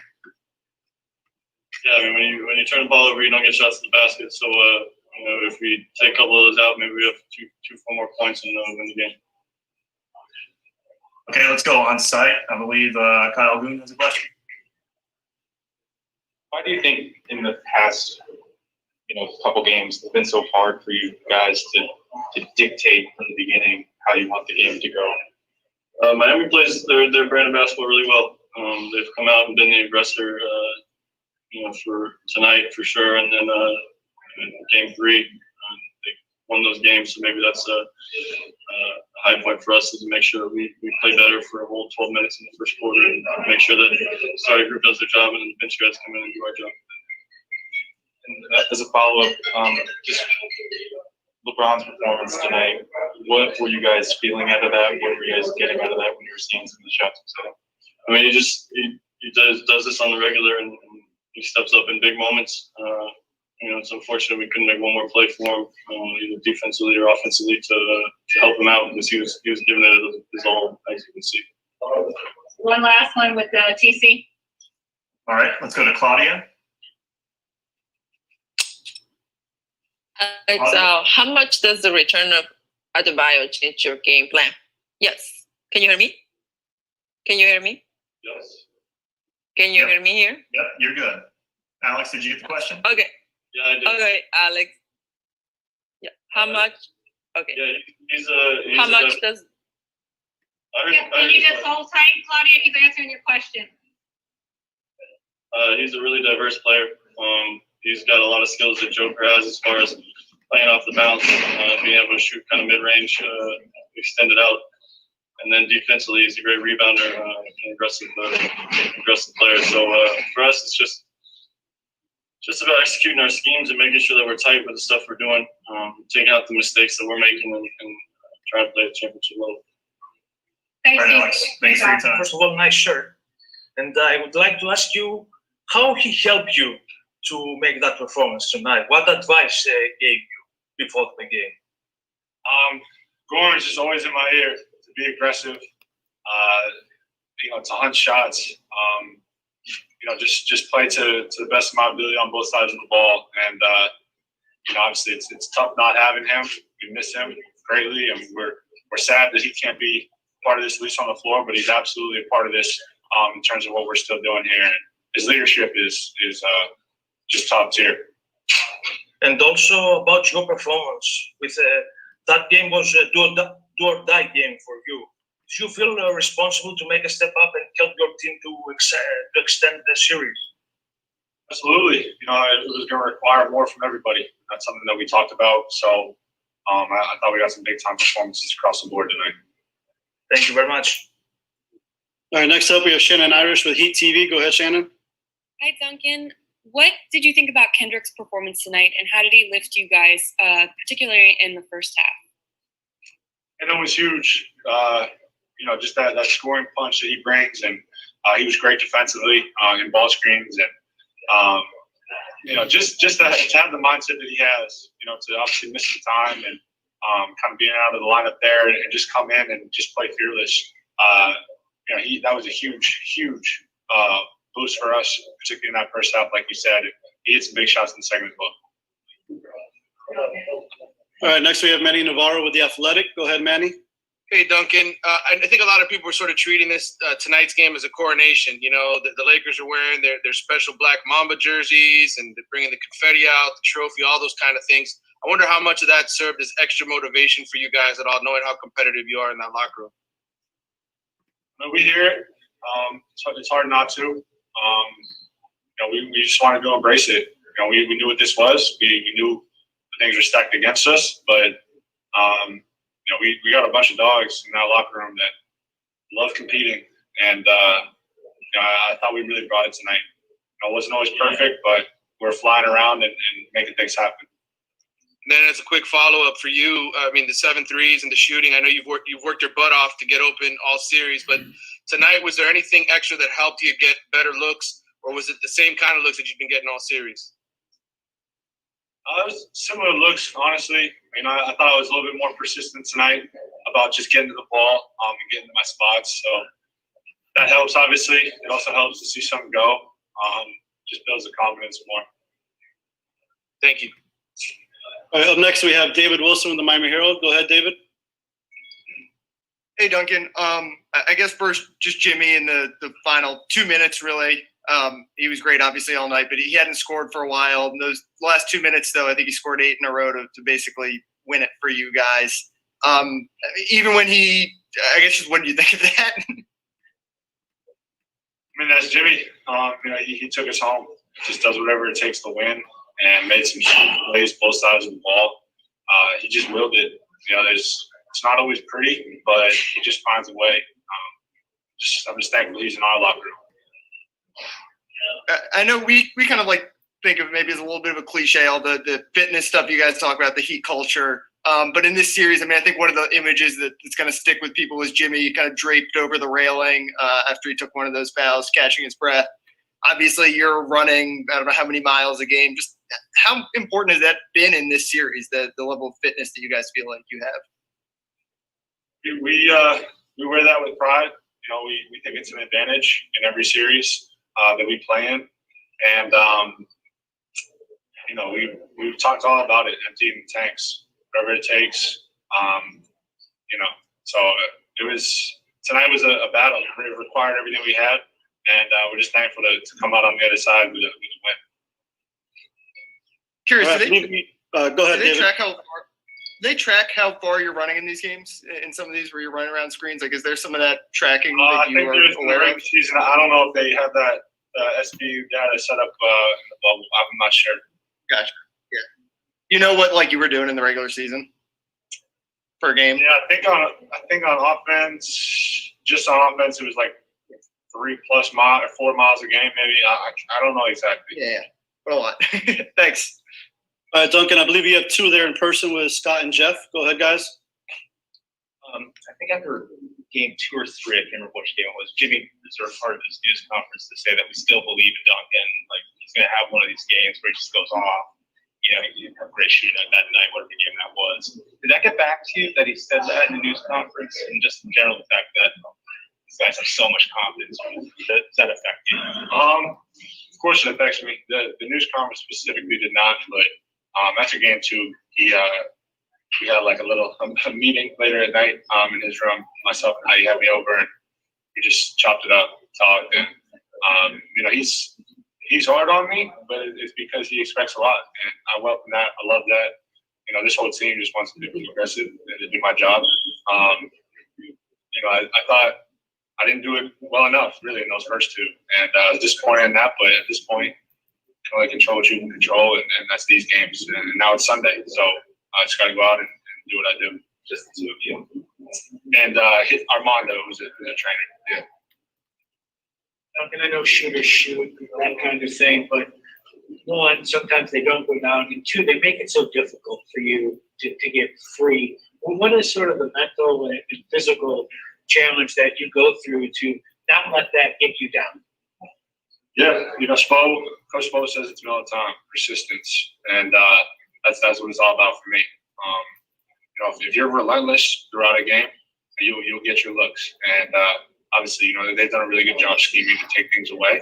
But for me, it's just all about finding a way, whatever it takes to get to my spots. And if you just continue to do that, eventually you'll have your openings, and also you'll wear on them. You'll be able to find spots here and there where you can get some daylight. And then for daylight for you, what does that mean? Is it like just a matter of just catching the ball? If I catch the ball and I can see the rim, it's going up pretty much. All right, next up we have Mark Schwartz with ESPN. Go ahead, Mark. Duncan, as Mike Breen put it tonight, LeBron James and Jimmy Butler were throwing haymakers at each other for minute after minute down the stretch. What was that like to be a part of, and how did Jimmy come out on top? It's you don't necessarily notice it when you're in it like that. I know obviously both of them were playing very well, but you don't necessarily see it from that bird's eye view when you're entrenched in it. But obviously, Jimmy's just will, determination, and it's just his tendency to make big time plays in big time games. He just made them over and over again tonight. And what was it like when you saw him slumped over that railing? You were right next to him. Put your hand on his back when he did. What were you thinking? I was just telling him, take your time. Take your time. Don't rush it. Obviously, we needed the free throws. So, he's obviously emptied the tank, and he does whatever it takes to win. And we all just try to follow suit. All right, and final question goes to Wes Lammy. Go ahead, Wes. Duncan, 7 made threes in this finals game. Only Ray Allen and Steph have hit more in a finals game. But for you, can you describe more about the composure of that last maybe minute of the game, the way you guys were able to just keep it? Yeah, I thought it was some growth for us. We've won a bunch of them, close ones like that in these playoffs, but we dropped the game 4 in a game that we thought we really could have won. So I thought it showed some maturity, some growth, and also just a will to win. Appreciate it, Duncan. Started with Mike Bresnahan. Kyle, kind of a wild reason why you guys lost, would you say? We just got to give credit to Miami. They just played a hell of a game and did a great job of scoring down the stretch. It was a close game. It was really also. But, we have to be better. A little bit, get the roll shots. So, yeah. When you look at a guy like Jimmy Butler, he seemed pretty fatigued at the end, but he had another strong game. What are you seeing from him right now in this series? He's just willing this team to try to get over the hump. He's doing an excellent job, and he's a great player. How do you guys come back 2 days from now and try to win this thing again? We just got to dial into the game plan, lock in a little bit more, and keep playing. I would never said this was going to be easy. So we just got to keep chopping wood. Okay, let's go back on site. When LeBron has a game like that, first of all, what's sort of the energy you guys get from that, and does it feel just tough to not finish with a win? Yeah, it feels tough.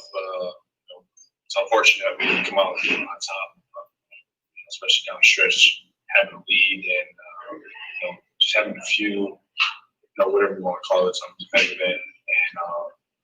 And we can be better. We know that. We'll watch them tomorrow, next day, and then prepare for game 6. Okay, does anyone here on Zoom have a final question? All right, Kyle, thanks for your time.